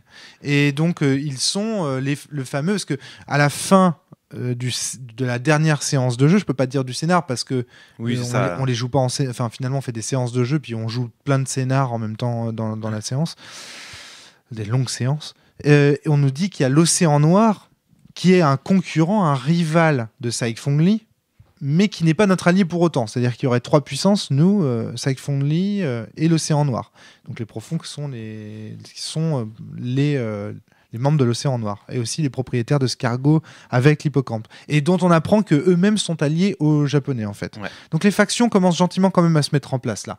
On a d'une part les Japonais alliés à l'Océan Noir / les profonds, d'autre part Saïk-Fong Lee lié à des créatures des ombres / les intérêts chinois, on va dire, ancestraux, clairement. Enfin, c'est compliqué, parce que les intérêts chinois ancestraux, il y a aussi les gardiens qui s'en revendiquent. Oui, tout à fait, c'est vrai. Oui, c'est vrai. Et nous qui représentons une vision plus prosaïque, mais non, t'as raison, parce que les gardiens, mais non, t'as tout à fait raison. Ce serait le combat il y a les Chinois de la lumière, si j'ose dire, qui seraient des gardiens, et les Chinois des ténèbres qui seraient Saïk-Fong Lee. Sachant que dans tout ça, il y a une autre puissance dont on n'a pas du tout parlé pour le moment, c'est les communistes. Et moi, je me demande s'ils vont intervenir ou pas dans le scénario, au moins en tant que force politique. Ouais. Ce qu'il faut savoir, c'est qu'à l'époque, effectivement, la Chine est en guerre civile. Exactement. Entre le Kuomintang, le gouvernement qui aujourd'hui s'est réfugié à Taïwan, dans le vrai monde, et la Chine communiste. Et cette guerre, elle est en paysage lointain. Est-ce qu'elle va revenir ou pas? Alors, il y a une information qui m'intrigue, on sait que le seigneur de guerre que sert Saïk-Fong Lee a été le père de ce seigneur de guerre, a été assassiné par des communistes. Oui. Lui-même est tombé malade après. On imagine que c'est Saïk-Fong Lee qui le tient malade. Enfin, moi, en tout cas, c'est ce que j'imagine pour prendre le pouvoir. C'est une bonne hypothèse, mais ça peut être aussi les communistes. Ça peut être aussi une autre faction, tu vois, qui serait cachée. Donc bon, ça, on verra bien par la suite ce que ça donne. Alors moi, dans le registre des reproches, je sais pas si vous en avez. J'ai l'impression que vous, ça a l'air d'être. Vous allez encore me laisser parler toute la fin du podcast.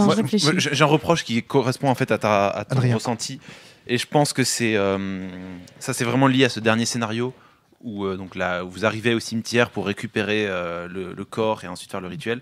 Il y avait deux choses. Une, c'est un scénar qui est pas très bien amené dans le bouquin. Moi, j'ai eu beaucoup de mal à savoir comment le faire jouer. Et ensuite, l'autre élément, c'est qu'on a été un peu pressé par le temps. J'avais envie de finir sur un petit cliffhanger. On n'avait pas forcément le temps devant nous. Donc, j'ai pas laissé le temps là-dessus. Ensuite, je vois venir ta critique là-dessus et je la valide aussi. Hein, Alors, moi, j'allais pas du tout critiquer ça. Ah ouais. Moi, j'ai bien aimé ce scénario. D'accord. Moi, en règle générale, j'aime pas quand ça traîne. D'accord. Donc, j'avoue que les scénarios qui avancent un peu, ça me dérange pas du tout. Non, En fait, non, moi, je voyais venir une critique à base de. Vas-y, je t'en prie, c'est Adrien, les du deux coup. PNJ, les PJ. Ah oui, ça, mais ça, c'est autre chose. C'est d'une manière générale dans cette campagne. Il y a toujours des PNJ PJ. Il y a toujours Mei Fang. Alors, Mei Fang et Georges Guédon, je leur Georges donne Guédon. très peu la parole. Je parle pas de toi. Oui, bien hein. sûr. Non, mais ce que je veux dire, parce que c'est que- justement, on voit bien que tu les écartes volontairement. Ouais. Mais ils sont là quand même. Ah, maintenant, vrai, Georges ouais. Guédon, il sera définitivement écarté puisque de toute façon, il est mort. Il est et t'as mort. pris Octave a pris son identité. Mais ça pose certains problèmes de Oui, je suis retour d'accord, en ouais. arrière, de crédibilité du contenu fictionnel. Parfois, on est obligé de revenir en arrière en disant « Ah oui, mais attendez, lui, on l'a oublié dans la barque, alors qu'est-ce qu'il est devenu ?» Tu sais, parfois, il y a Ouais. on se concentre surtout sur nos personnages à nous, et on oublie tous ces PNJ qui nous suivent. Il y a une espèce de chapelet de PNJ qui nous Ouais. suit en permanence. Est-ce que, enfin, là, c'est pas décrit dans la base de la campagne, mais est-ce qu'une manière serait pas de vous donner la carte du PNJ en question pour que vous l'ayez toujours vous dans les mains en fait? Ah, c'est possible, hein. Ouais, ça serait une Ouais. bonne méthode. Parce que hein. les personnages qui sont au cœur de l'action, c'est-à-dire les PNJ importants, genre Mei Fang, elle a toujours son image accrochée à l'écran, ça c'est clair. C'est pareil pour Georges Guédon quand il était là. Je mets les PNJ importants qui interviennent, les ennemis, les gentils, les machins, et ceux qui sont fixes et qui sont grosso modo là en constante, ils sont affichés. Mais c'est vrai que c'est peut-être différent de l'avoir de. Je sais pas. Non, moi, la petite remarque que je pourrais faire, Fly. c'est que Kianlan et Matsumoto, au final, ils servent pas à grand-chose. Et qu'on aurait juste pu nous donner les informations là, et on aurait fait les trucs. Alors qui aurait pu vous donner des informations là? Bah, par exemple, bon, Kianlan, elle aurait pu juste nous donner les informations. Tu veux dire qu'on aurait fait le rituel pour réveiller le vieux rabougri là Non, mais on aurait pu aller chercher son corps et l'emmener là où elle l'a emmené. Parce que du coup, moi, j'avais l'impression d'avoir un peu le cul entre deux chaises à un moment. Parce que quand il commence le rituel, en fait, il fait plus de bruit. Donc j'ai compris que c'était à nous de poser les questions. Mais moi, je pensais que du coup, ce serait à elle de les poser à Matsumoto, vu que c'est eux qui sont au courant de ce qu'il faut faire. Et j'étais étonnée, en fait. D'un côté, ils sont classe, c'est cool, on a enfin des gens à qui parler, mais ils donnent pas plus d'informations que ça.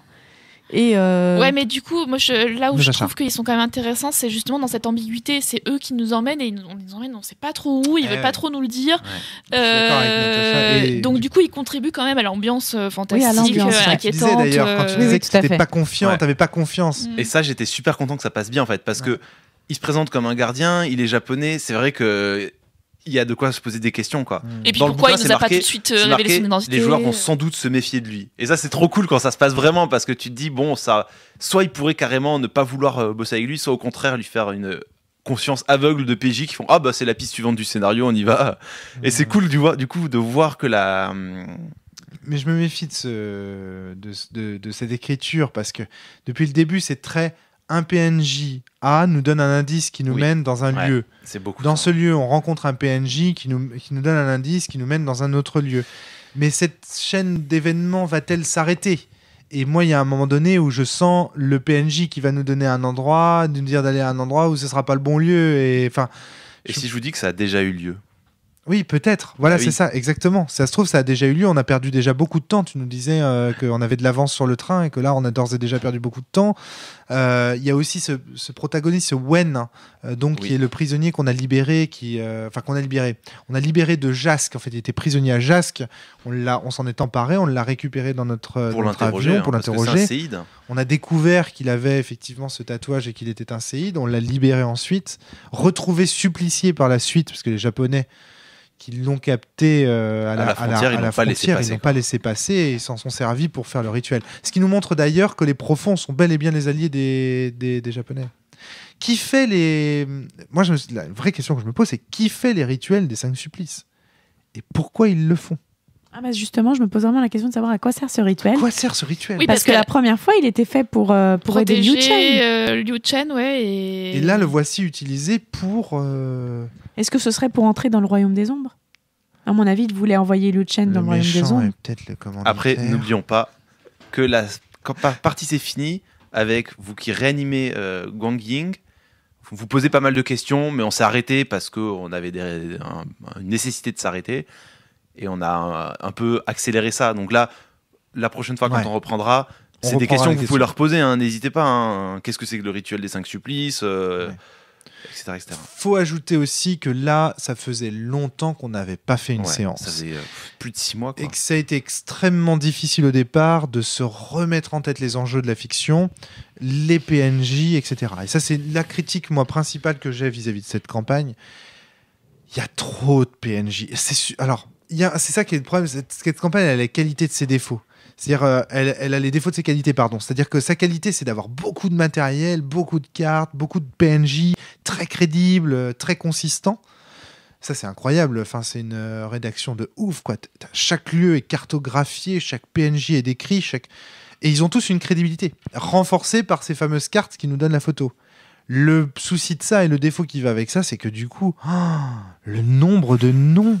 Enfin, en 4 heures de jeu, en 3 heures, pardon, 3 heures de jeu, j'ai eu de quoi remplir une feuille A4 de noms.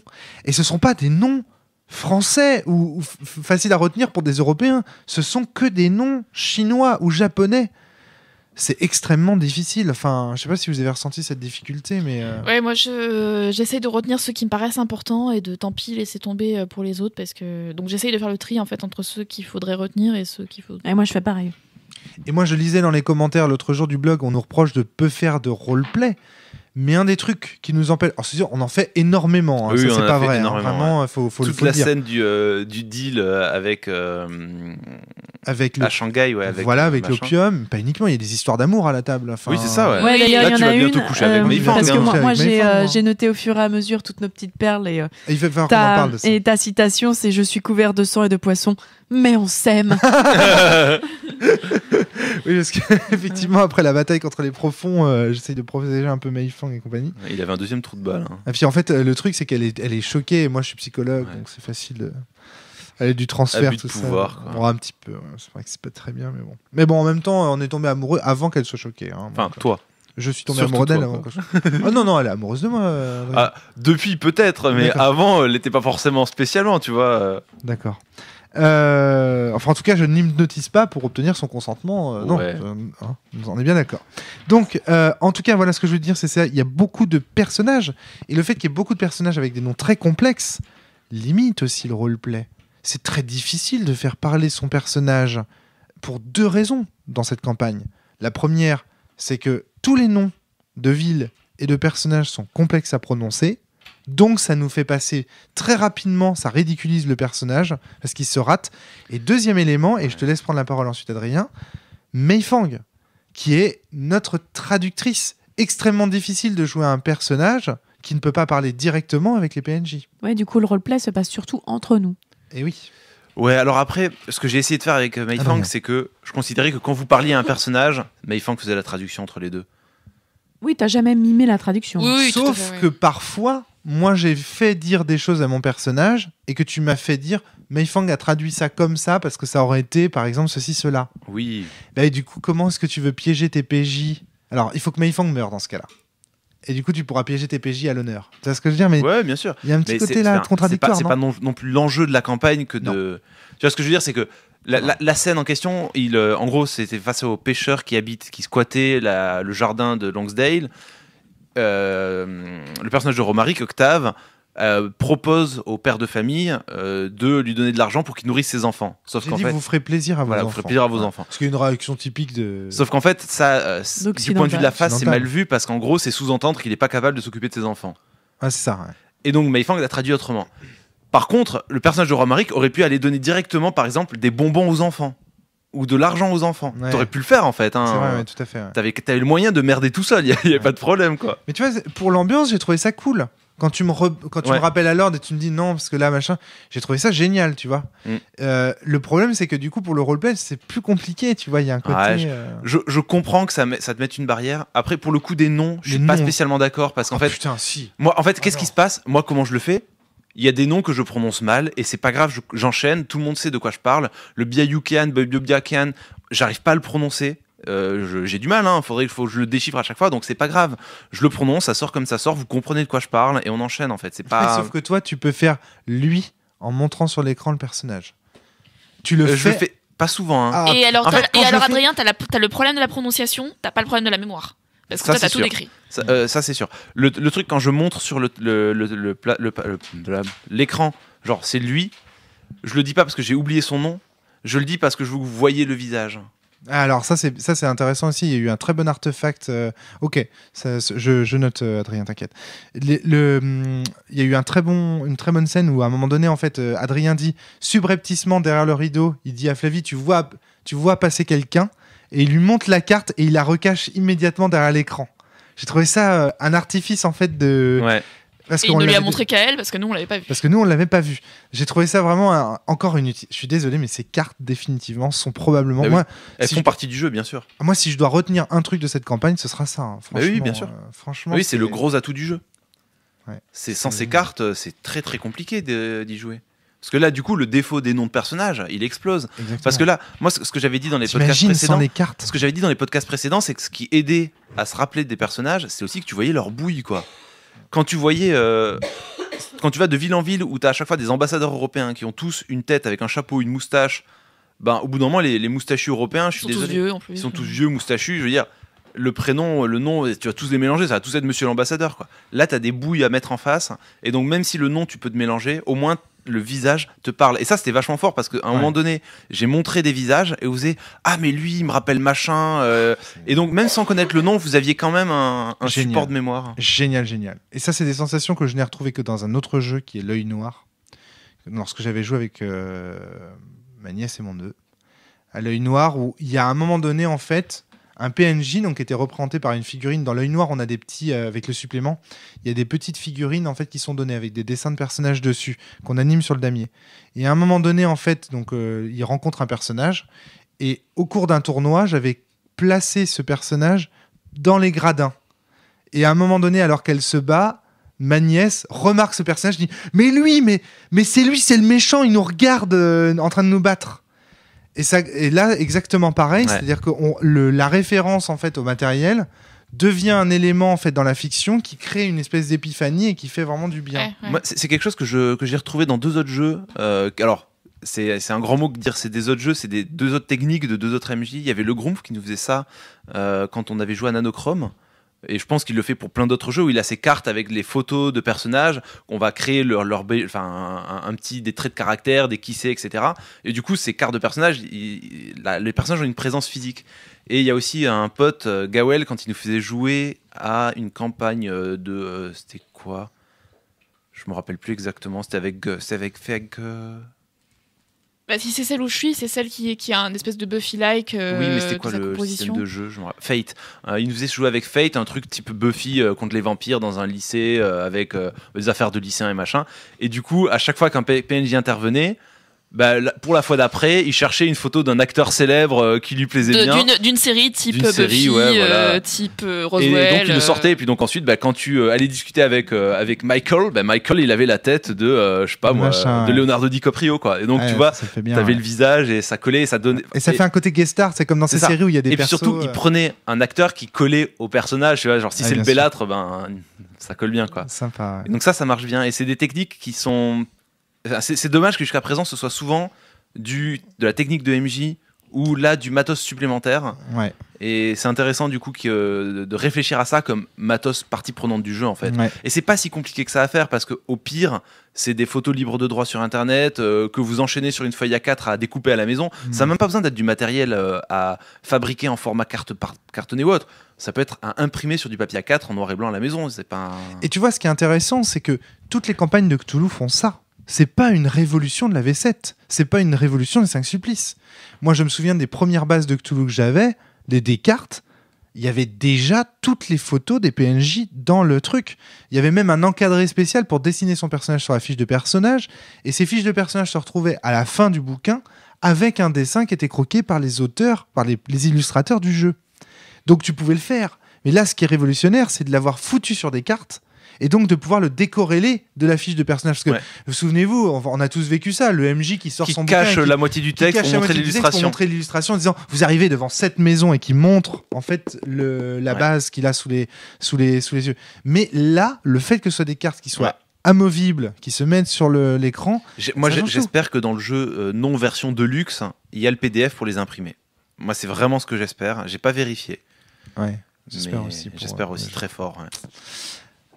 Flavie, t'as noté d'autres gags? Tu voulais peut-être dire autre chose? En fait, moi, ce que j'ai bien aimé aussi dans ce scénario, c'est qu'il y a plein de moments, au final, où comme la pression monte, et ça, c'est aussi un des trucs qui a été cool avec toi, Adrien, c'est que tu as mis volontairement une musique très stressante pendant tout le scénar. Ce qui fait que même quand on était censé se détendre, on se détendait pas.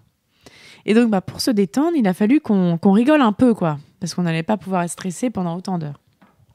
Et du coup, on a commencé des fois, évidemment, à sortir du n'importe quoi ou à faire des petites phrases, parce qu'on a aussi cherché à rendre nos persos classe, donc on faisait pas mal de petites phrases, et c'était très agréable. J'en ai noté, et c'était très drôle. Du coup, d'avoir pu noter, par exemple, quand Guédon meurt et que Natacha récupère son pistolet, Natacha dit « Ah, j'ai l'Armageddon !» Celle-là, c'est la meilleure c'était la meilleure de la séance. C'est pour ça que j'ai récupéré l'Armageddon, ça c'était beau. Voilà. Et toutes ces petites choses-là m'ont beaucoup fait rire, en fait, ces moments. Ça rend aussi, ça a aussi fait que moi j'ai beaucoup apprécié cette séance parce que j'ai autant frémi que j'ai ri. Et ça, c'est bien. Et on retrouve un des grands plaisirs que nous on prend à Cthulhu, en fait. On a aussi ri du système de jeu beaucoup, encore une fois.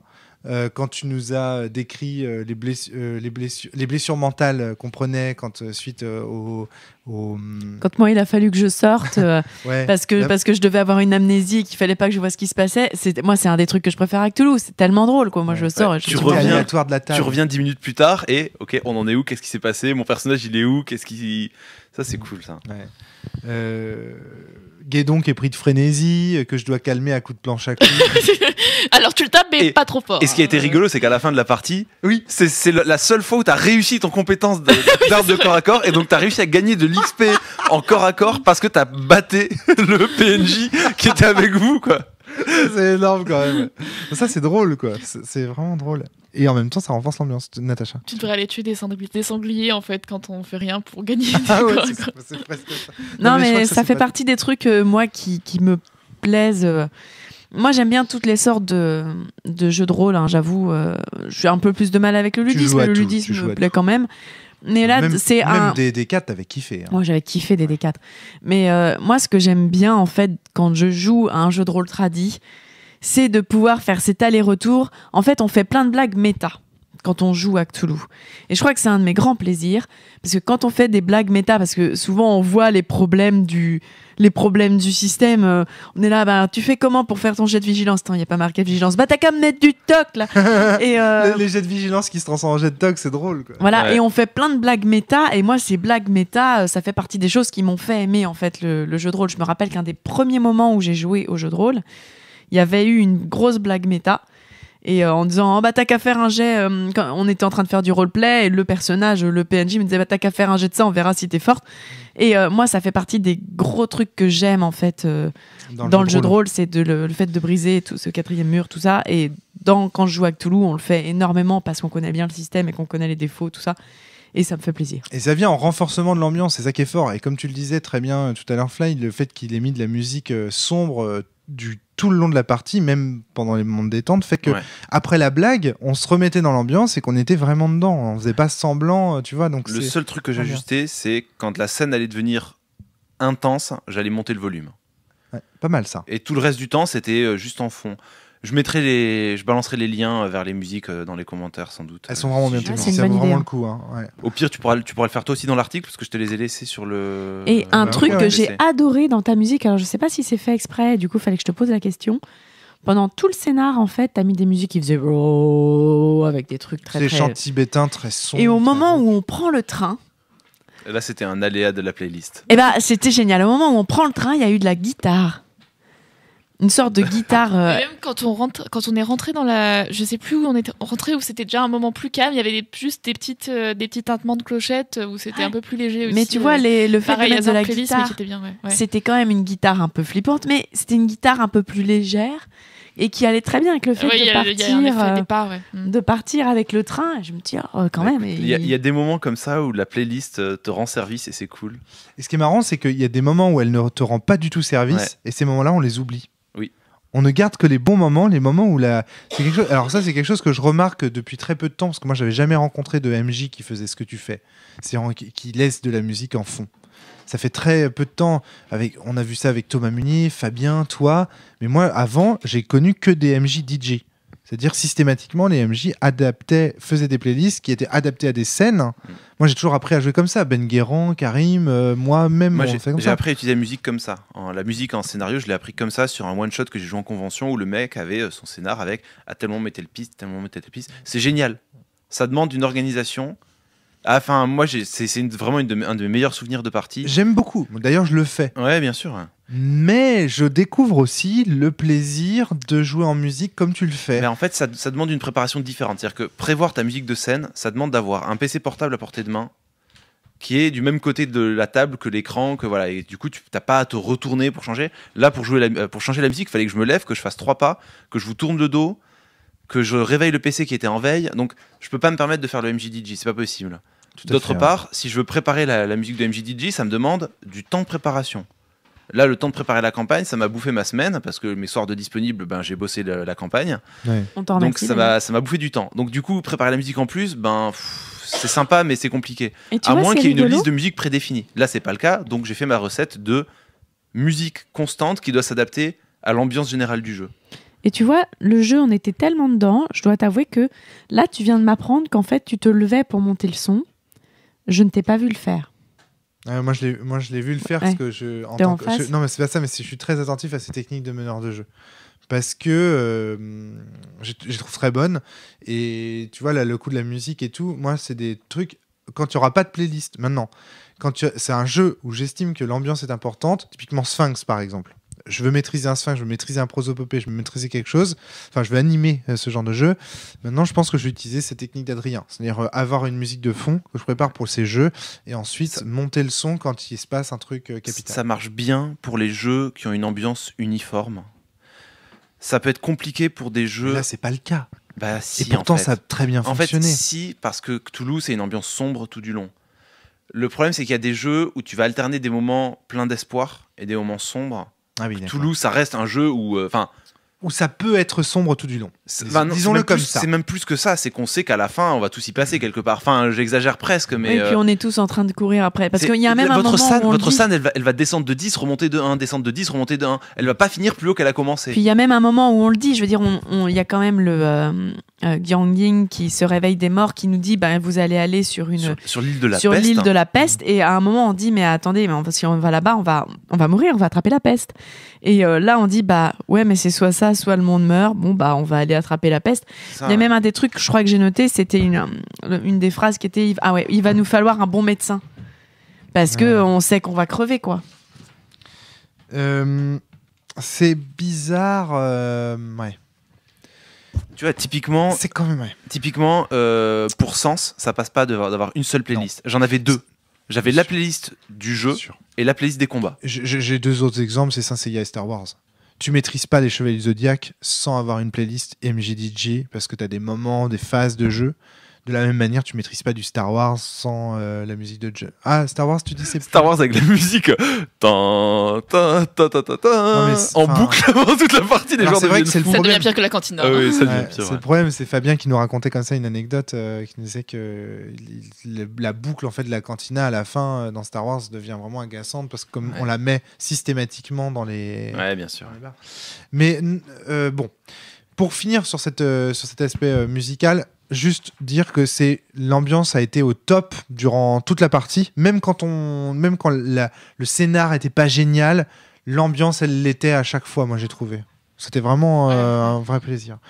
Par contre, moi j'ai un peu de mal quand même avec autant je suis d'accord, ça fait partie du contrat social de Cthulhu, autant dans cette campagne j'ai quand même du mal avec l'assimilation du fantastique par les personnages. Enfin, quand à un moment donné on dit on va se rendre sur l'île de la peste, ouais, mais le monde sera détruit si on le fait pas. C'est quand même un peu abusé, tu trouves pas, Adrien? Enfin... Non, moi, ce qui me dérange, c'est Kianlan et Matsumoto. Pourquoi c'est pas eux qui y vont? Hein? Non, mais oh. Parce qu'ils doivent rester pour faire les rituels et C'est pas compagnie. dit qu'ils y vont pas. Hein. C'est des magiciens. Oui, en ouais. plus, oui, moi j'ai C'est pas vrai. je Dit qu'ils du y principe vont pas, qu'ils venaient avec nous. Ouais. Bah, moi, je les vois plus comme des. Ils peuvent pas. Ce sont pas des pions qui vont. Alors peut-être qu'ils vont se déplacer, Adrien, mais tel que je les vois pour le moment, je les vois plus comme justement les gardiens. Moi, je les vois comme des tours aux échecs. C'est pas des pions qui se déplacent sur l'échiquier, qui font des actions. C'est Alors, des gens qui C'est contrôlent. vrai et c'est faux. Pour Saito Matsumoto, peut-être. Pour Kianlan, vous l'avez vu Oui, c'est vrai. venir vous espionner à Dairen, Oui, elle vous a l'air surveiller, mobile, vous effectivement. aborder en fait et Tout à prendre contact. Archétype cavalière. Mais je comprends, mais parce que peut-être, enfin, comme moi, ça fait quand même quelques années qu'on joue avec Toulouse, je savais en fait que c'est un des problèmes que j'ai à chaque scénar. Et pourquoi que mon personnage ne ferait pas un rebrouche-chemin? Et pourquoi est-ce qu'il ne s'enfuirait Et pas? là, t'as décidé de jouer franchement, quoi. Non, en fait, j'ai créé mon perso pour ça. C'est-à-dire à chaque fois, là, je reprends mon petit papier, je pense que je l'avais déjà dit Oui, dans... c'est dans- la recherche de l'extravagance, du surnaturel. Oui, mes enfants me pardonneront mes excentricités. Je m'amuse comme une folle de mes expériences fantasques et de la découverte. Putain, moi, je suis juriste international. C'est Bah oui, je sais. ouais. c'est extrêmement difficile pour moi de cautionner. En fait, psychologue. joue-le avec un aspect, je sais pas, Dupont et Dupont ou Hercule Poirot, tu vois, le mec qui a une sorte d'optimisme et qui du coup dit oh mais c'est pas si grave que ça. C'est un peu ce que je sais fais. pas. si tu Oui, veux. bien sûr, c'est vrai. bien sûr. Mais ça a ses limites. En tout cas, c'est dur, quoi. Ouais. J'ai l'impression que c'est quand même un peu une campagne qui est. C'est très Allez, participationniste. Je vais lâcher du trop héroïque pour du Cthulhu. Ah, je sais pas. Ah, je sais en fait, pas. ça c'est un C'est aspect enfin- héroïque, c'est-à-dire que vous avez l'impression de devoir aller faire un truc de ouf. Typiquement, ok, l'île de la peste, j'accepte. C'est effectivement un cas où ça sonne, enfin, ça fait vraiment peur. Jusqu'à présent, vous avez rien fait de ouf gueudin. T'as raison. On a rechargé un avion en plein vol avec de l'essence. Oui, mais oui, bon, d'accord, Pas toi. c'est vrai. Non, mais ça c'est juste le côté aventure, limite, moi, me dérange pas. Indiana Jones, le côté Indiana Jones qui est du pulp dans un scénario de Cthulhu, ça me dérange pas. Ce qui me dérange, c'est. Là, je trouve qu'il y a un peu trop d'implication fantastique des personnages, tu vois. On est. Bon, alors, c'est vrai, Natacha a une très bonne raison, par contre, je trouve. Oui. Le coup du tatouage, c'est génial. Parce que du coup, elle est obligée d'aller dans les ténèbres. Tu vois, il y a un côté vraiment. Mais son il n'y a pas un personnage- moment où ton personnage il s'est dit en fait, parce que moi mon personnage. Mais toi, tu t'es fait manger ton ombre. Mais ça démarre comme ça, donc je savais même pas. Mais, Mais moi, je suis juriste international. moi, ce que je me dis, Tu as une ombre complète et pas de tatouage. C'est ça. T'as une moi, ce ombre que je très me... terne, mais c'est ça t'as quand même été en contact avec des gens a priori qui ont. Ton premier truc commence à avoir un lien avec le scénar. Toi, t'as été confronté à des trucs de la peste et tout aux États-Unis a priori. Là, oui, c'est vrai, mais ça reste scientifique. Alors, moi, mes deux Non, mais vraies juste attaches. une chose. Moi, Vas-y, mon personnage, amour. il se dit qu'il est en train de devenir un gardien en fait. Non, mais ça, je comprends parfaitement. Mais en fait, Pas toi du Mais tout. le juriste international, il s'en fout d'être gardien. Il est déjà gardien de la paix internationale. Alors, Ah. bon, moi, il y a deux trucs qui me font. Alors Vas-y, oui, mais Natacha. donc vas-y, je te dis, puis moi j'aurais un truc à répondre sur ce que tu vas dire. Donc vas-y, je te laisse. D'accord. Parce que, en fait, moi, premièrement, c'est l'attachement à Mei Fang qui me fait aussi aller dans des trucs comme ça. Et puis, le deuxième point, c'est quand même la vision du cerf-volant.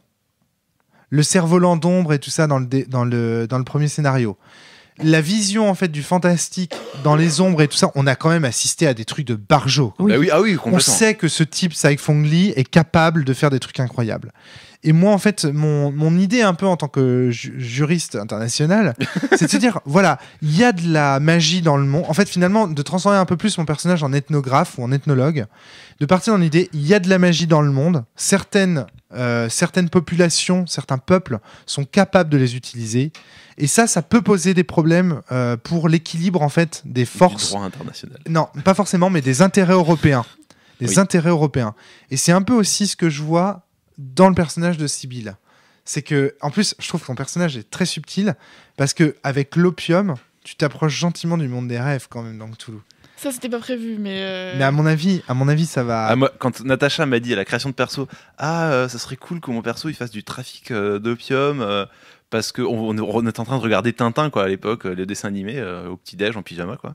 Et donc j'ai dit, bah cool, c'est bien, c'est pas mal. Et moi j'avais un méga sourire dans la tête. Et Flavie qui rappelle que fumer de l'opium se dit chasser le dragon en langage urbain. Enfin, ça, je trouve ça. Alors qu'on sait, enfin, on imagine que justement, c'est un grand dragon, le grand ancien en question. C'est cool, quoi. Moi, j'ai plusieurs trucs à te répondre là-dessus. D'abord, c'est aussi d'abord sur nos enjeux. Moi, l'opium et toi, le fait que le juriste international se dise il y a quand même un truc sur l'équilibre et sur la position de l'Europe par rapport à ça. Ça, c'est un truc d'Adrien qui a été très bien joué, c'est de nous dire il faut que vous créiez des personnages qui ont un lien avec l'Asie. Exactement. Heureusement. Voilà. Heureusement qu'il y a ça.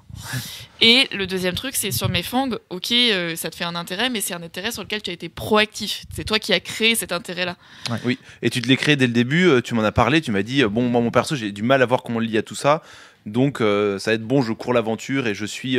T'es aussi, tu bosses aussi pour le personnage de Natacha, il me semble, non ? Oui, tout à fait. Ouais.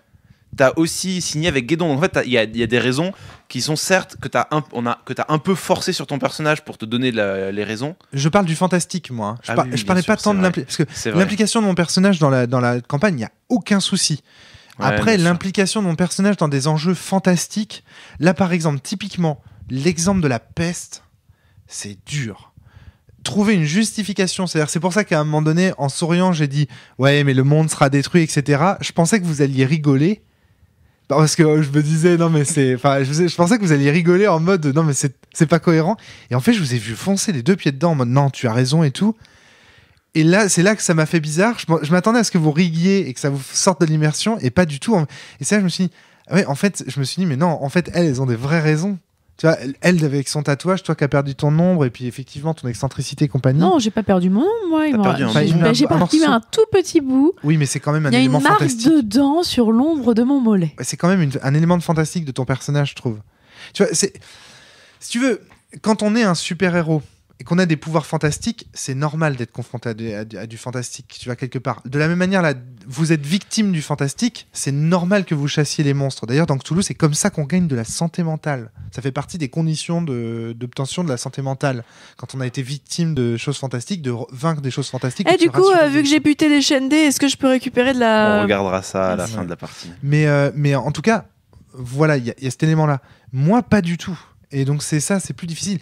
Là, me faire aller sur une île remplie de pestiférés, moi le bourgeois, machin truc, même par amour pour Mefang, je vais avoir du mal, je vais me dire, Mefang... Alors, ne juge pas encore le jeu sur ça, on le jugera la prochaine fois. D'accord, très bien. Ouais, ça marche. À mon avis, sur l'île des pestiférés, tu sais, ils avaient pas l'air très pestiférés, les gens qu'ils envoyaient là. Ouais, d'accord, ouais. Il y a peut-être des choses... Par contre, ils vont peut-être se transformer gentiment en chaîne D. Ah, j'avais pas pensé à ça. Je ne dirai rien. Ils vont acquérir la traversée des îles, quoi. Oui, ou alors c'est peut-être l'usine à manger des chaînes D. Enfin, tu sais pas. Je pense qu'on va découvrir des trucs dégueulasses en vrai. Ouais. Ok. Eh ben ouais, ça promet. Justement, je voulais. Parce que faut quand même dire qu'à la fin, on nous vole en fait le pendentif Yufang, qui est le brûloir. Bon, pareil, c'était sur un des petits papiers du monsieur qui distribue du monsieur à bas-jour. Parce que je trouve que ceux qui le portent sur la tête... Comment il s'appelle, Adrien ? Le marcheur. Le vendeur ambulant. Le vendeur ambulant nous donne un petit papier. Il y avait un truc sur le brûloir. Le brûloir, c'est le pendentif de Gyanging qui s'appelle Yufang et qui permet d'aller notamment dans le monde des ombres. Et il y a une raison s'ils l'ont volé, en fait. Moi, je pense qu'ils recherchent le Necronomicon et qu'ils envoient des humains dans le monde des ombres et qu'ils ont besoin de Yufang pour ça. Et là, tu me renvoies sur un point qu'on avait critiqué pendant le podcast précédent où tu parlais des sucres pour des easter eggs Cthulhu. Alors bon, là il s'avère que le Necronomicon revient. Et en fait, j'y réfléchis au fait qu'effectivement, la fois d'avant, on avait dit peut-être qu'employer un autre mot que Necronomicon serait plus sage, type livre des morts juste ou autre chose, parce que il y en a marre de ces gags. Et en fait, je me suis rappelé aussi que moi, j'ai commencé à jouer aux jeux de rôle. Enfin, ça n'a pas été mon premier jeu, mais un des premiers jeux auxquels j'ai joué, c'est Cthulhu. Et du coup, jouer avec ces clichés à l'époque, c'était rentrer par la porte par laquelle tout le monde rentre. Et donc en fait, quelque part, une grande campagne qui était la première campagne de la V7, qui sera aussi peut-être la première campagne que beaucoup de jeunes gens joueront, c'est quand même cool qu'il y ait ces mots-clés, je trouve. D'accord. pas mal. Je comprends que pour des vieux routards comme nous, il y a Pas un mal. aspect cliché. Non, je dois dire que là, tu me... Mais je trouve aussi respectable le fait de donner les codes aux petits nouveaux. C'est pas mal. Et après, on peut s'interroger sur le fait de faire une V7 de Cthulhu. Mais ça, c'est Voilà, une autre mais ça c'est histoire. autre chose, bien Ouais. sûr. Mais je suis d'accord. Ouais, pas mal, pas mal. Dernière question que j'avais envie de vous poser, faire un tour de table. Si vous n'avez rien d'autre à ajouter sur le contenu fictionnel et sur le ressenti au sujet de la partie, rien de C'est particulier. sur votre santé mentale malléable. Les diamants, tout ça, tu les as bien sentis, les diamants Ça t'a pas fait complètement stresser, ça? Je me disais, côté... Si, je savais pas trop quoi en faire en fait, mais bon, pour l'instant, je les garde cachés.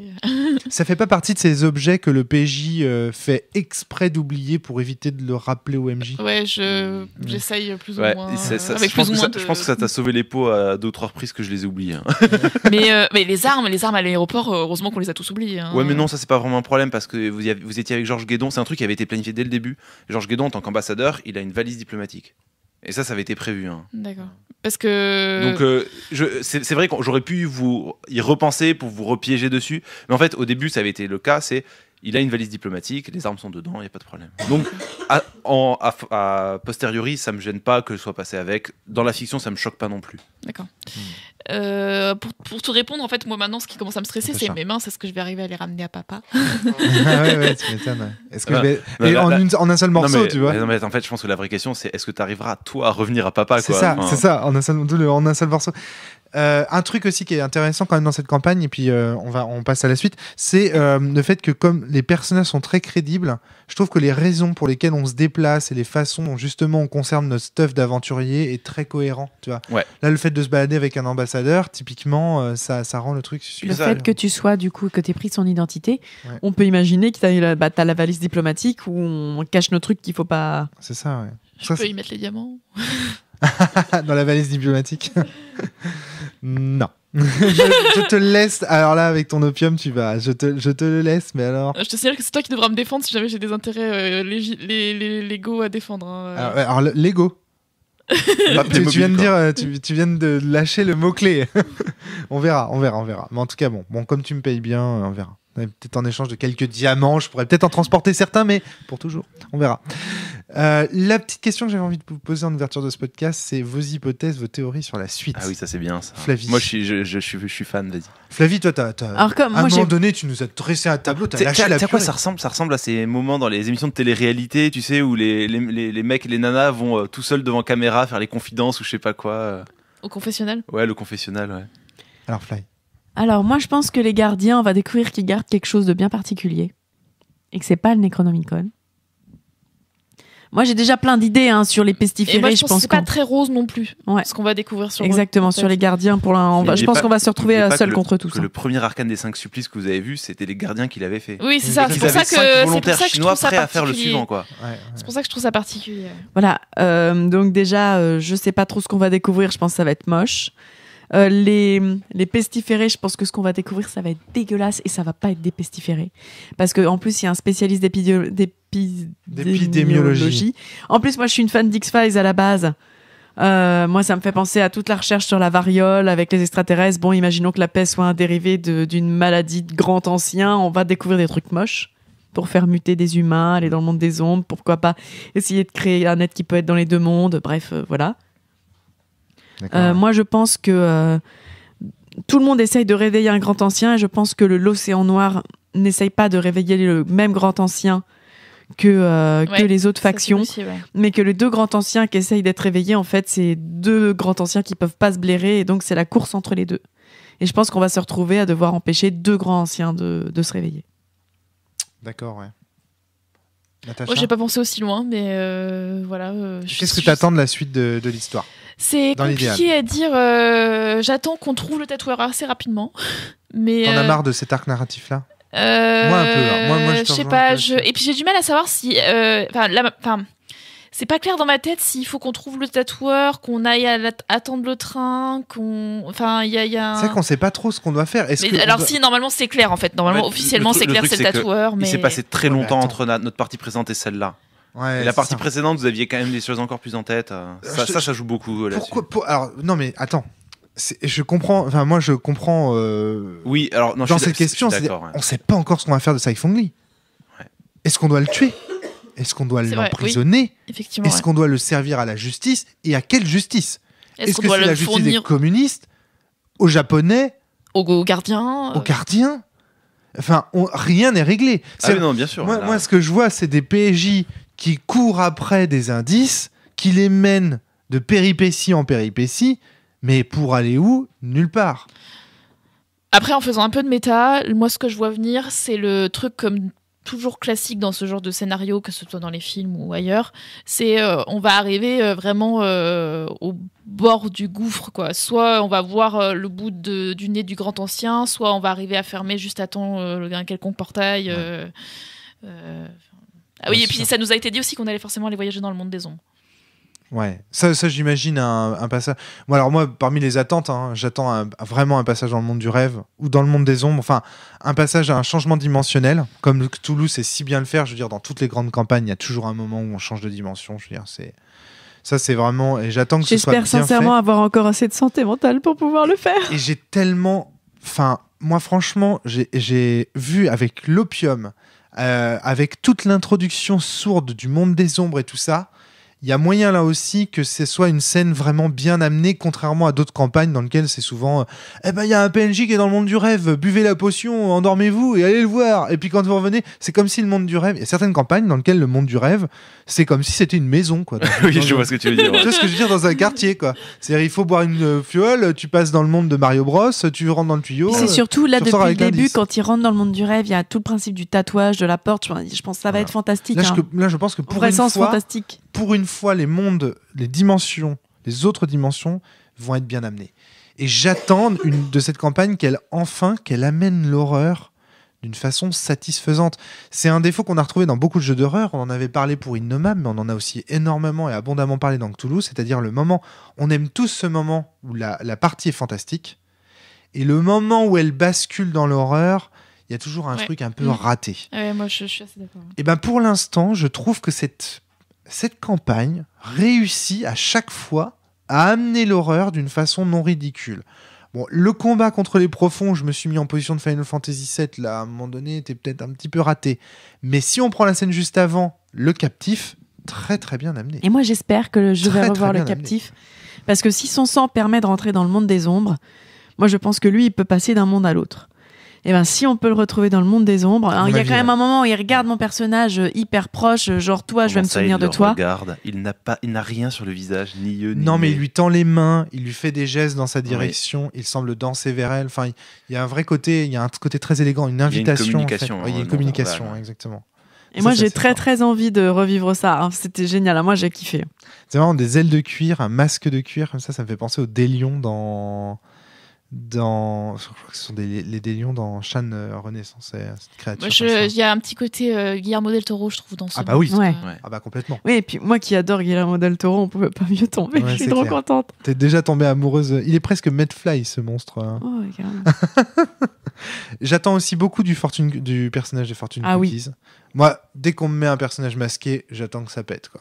Je veux qu'à un moment donné, il enlève son masque. Mais je et pense qu'on que ait c'est une lui claque. c'est vraiment lui qui nous donne des indices depuis le Il début. est gentil, lui. Voilà. Lui, il est de notre côté, et lui, je pense qu'un de ces quatre, il va soulever son abat-jour. Et vous allez perdre un des 100 points de San. À mon avis, ouais. Je suis pas sûre qu'il soit si gentil que ça. Enfin, je sais pas, moi je le trouve. De toute façon, gentil dans Cthulhu, c'est moins Ça méchant que n'existe pas, les les autres. gentils dans Cthulhu, Non, hein. mais oui, puis alors, moi, en fait, moi je trouve que dans ce personnage, il y a un côté très faé. Neutre, quoi, au sens où je gère le destin, mais ça peut être aussi bien dans le sens positif que dans le sens négatif, quoi. C'est Et assez normalement et assez logiquement, j'attends assez peu de choses de nos personnages, en fait. D'habitude, dans une campagne, on attend souvent des choses vis-à-vis des autres, tu sais. Ah, j'attends que notre relation évolue, j'attends qu'à un moment donné, on se retrouve opposés. J'attends, tu vois, comme dans Sens, où là, t'as des climax qui tournent vraiment autour des. Là, en fait, j'attends assez peu de choses de la. Je me sens vraiment, encore une fois, dans une campagne de Cthulhu, comme dans l'Orient Express, Oui, bien assis sûr. dans un wagon ou sur un toboggan, et je me laisse couler. moi, j'espère J'attends qu'on m'en j'espère mette plein juste la que gueule. pas qu'au dernier moment, je vais pas me retourner contre vous, genre dans le dernier combat ou un truc comme ça, mais. T'as quand même un tatouage d'esclave. hein. Ouais, ça fait partie de la promesse pour moi. Le fait que tu aies un tatouage et que du coup tu puisses potentiellement virer à l'ennemi. Voilà, on verra. Mais il y a une Fortune Cookies qui me laisse de l'espoir pour toi. Je pense qu'il y a un personnage qui est capable de te retirer ce tatouage. Elle est corche. Et l'écorcheur Céleste, Guéry, Cher et Pau. Oui, j'ai du mal à le lire parce que comme c'est une... La chanteuse Cher et l'écrivain le gars, Alan Alan Poe. Je peux rien en ajouter. J'allais juste dire oui, la police d'écriture des fois est un peu oui, mais non. Oui, la police d'écriture des Fortune Cookies est pas terrible. Bon. Mais c'est chouette, c'est très bien. Voilà. Je vois bien l'idée, c'était pour faire un petit peu signe. Moi, j'ai une question à vous poser. Une des remarques qu'on s'était faites entre nous les parties d'avant, c'était que jouer avec les accents asiatiques, avec les noms asiatiques, on virait un peu au colonialiste, raciste, cliché. Là, j'ai l'impression que ça n'a pas été le cas. Pas du tout. Pas du tout, ouais.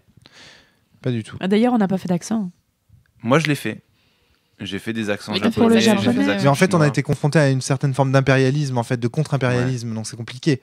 Parce que là, on n'est pas, en tant qu'Européens, on se retrouve soumis. Là, on est vraiment des étrangers au sens où là, enfin moi, je me sens pas en position de supériorité par rapport à tout ce qui se passe là. Je me sens plutôt en mode, je suis un étranger au sens, je ne suis pas à ma place et je ferme ma gueule. Je trouve que c'est intéressant de le dire en fait, parce Ouais. que c'est. C'est vrai. Oui. C'est un- C'est une en peur fait- qu'on avait quand on a commencé le jeu, de se dire ça va virer à la bouffonnerie, on va pas pouvoir continuer parce que ça va être naze, quoi. Et en Et puis fait, c'est toujours un sujet quand tu joues à Cthulhu, parce que, enfin, T'as pas tous raison les de le scénars, rappeler. mais Cthulhu, c'est un jeu qui s'inscrit déjà avec 1920. l'auteur. Avec l'auteur Dans, déjà ouais, dans un. dans la pensée de l'auteur, dans la pensée de l'auteur Lovecraft, qui a une qui était pensée raciste. Ouais. Ça s'inscrit aussi dans une période qui était assez raciste, colonialiste, etc. Donc c'est vrai que c'est des Lovecraft sujets- était raciste. Excusez-moi, c'est. Ça fait partie des c'est débats.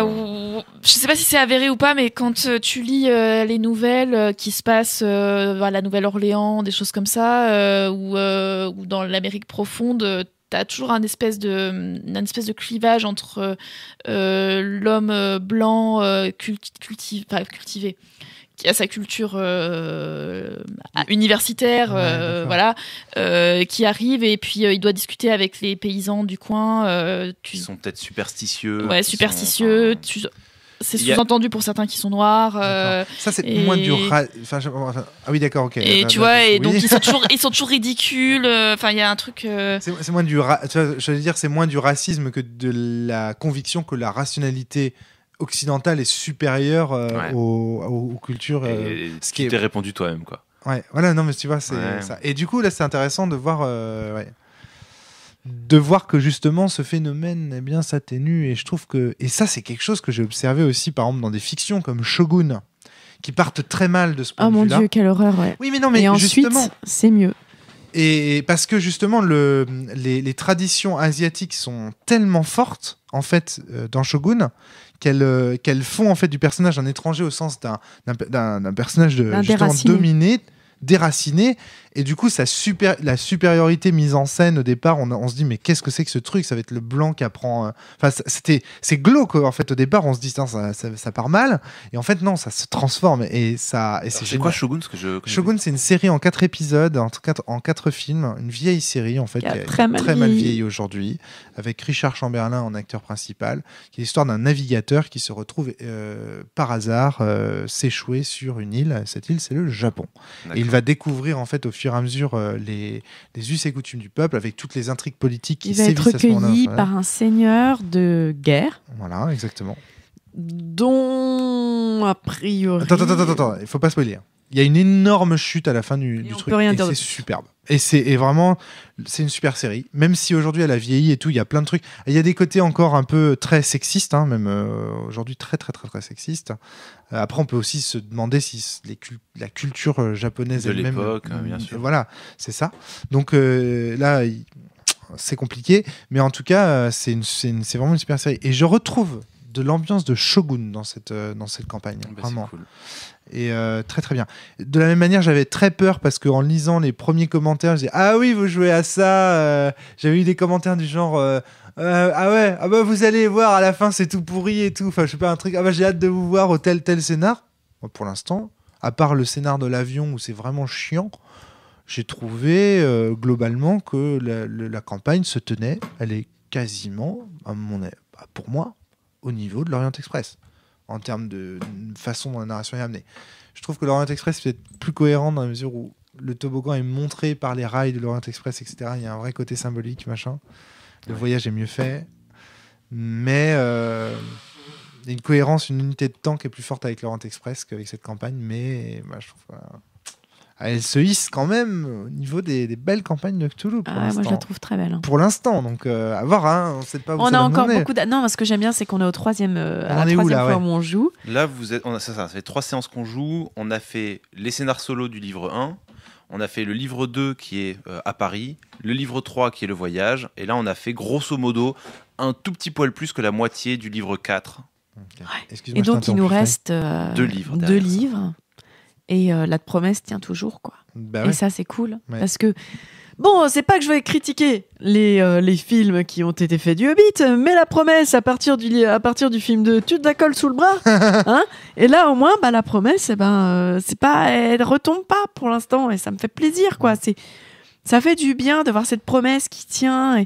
Parce que c'est surtout ça, moi, qui me tient dans le jeu de rôle, c'est cette promesse qu'il va se passer des choses, et même dans les films et dans les livres que je lis, quoi. Ouais. Et puis voilà, voilà une campagne qui est bien éditée.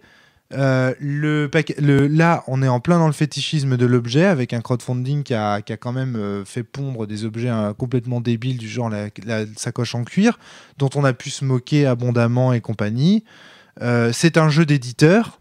Donc vraiment, là, nous, on intervient en général plutôt pour défendre les indépendants, mais là, on doit dire que voilà, ça pour l'instant, voilà. Donc, en tant que critique, très critique des éditeurs, on va dire, là, cette fois-ci, elle nous fait fermer notre gueule. Bah oui, mais en même temps, quand quelque chose est bien Plutôt fait, pas faut le dire. Donc je oui. sais pas si ce sera bien fait Voilà. jusqu'au bout. On n'est pas parti pris. La deuxième partie de jeu qu'on a fait, je l'avais pas trouvé vraiment exceptionnelle, hein, soyons honnêtes, mais là j'ai kiffé.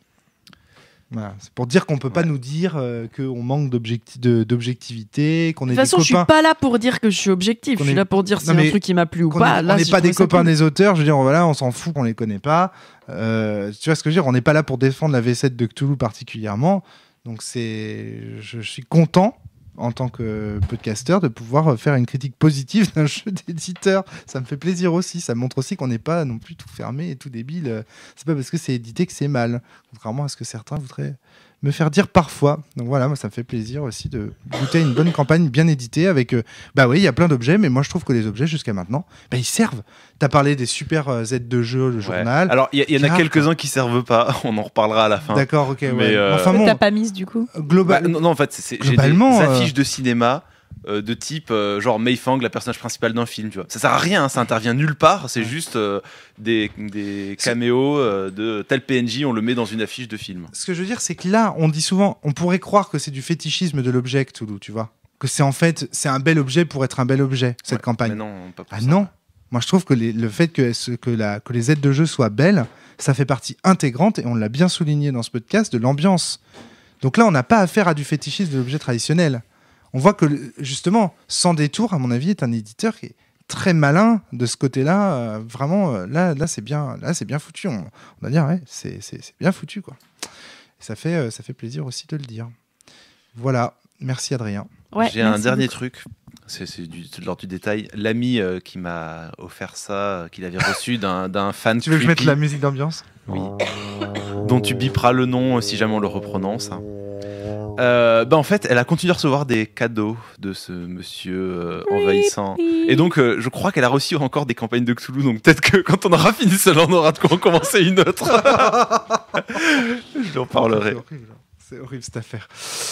Merci. Voilà, donc arrêtez de suivre les jeunes filles qui ne veulent pas que vous les suiviez. Arrêtez de leur envoyer des campagnes de Cthulhu. C'est ça, voilà. Si elles ont dit non la première fois, Quand acceptez ils disent le non, non. c'est non, quoi. Qu'est-ce que c'est glauque cette affaire? Si c'est pas oui, c'est non, dans tous les cas. C'est Ouais, incroyable. c'est ça. En tout cas, voilà, beau cadeau. Alors, par contre, on peut pas dire c'est un très beau cadeau. Du coup, nous, on l'a testé. Ah ouais, approuvé, il hein. est bien. Ouais, C'est ouais. un super cadeau. Voilà. Merci Adrien encore une fois. Merci Flavie. Merci Natacha. À très bientôt. Portez-vous bien et surtout, jouez bien. Des bisous tentaculaires. Salut. Tentacule.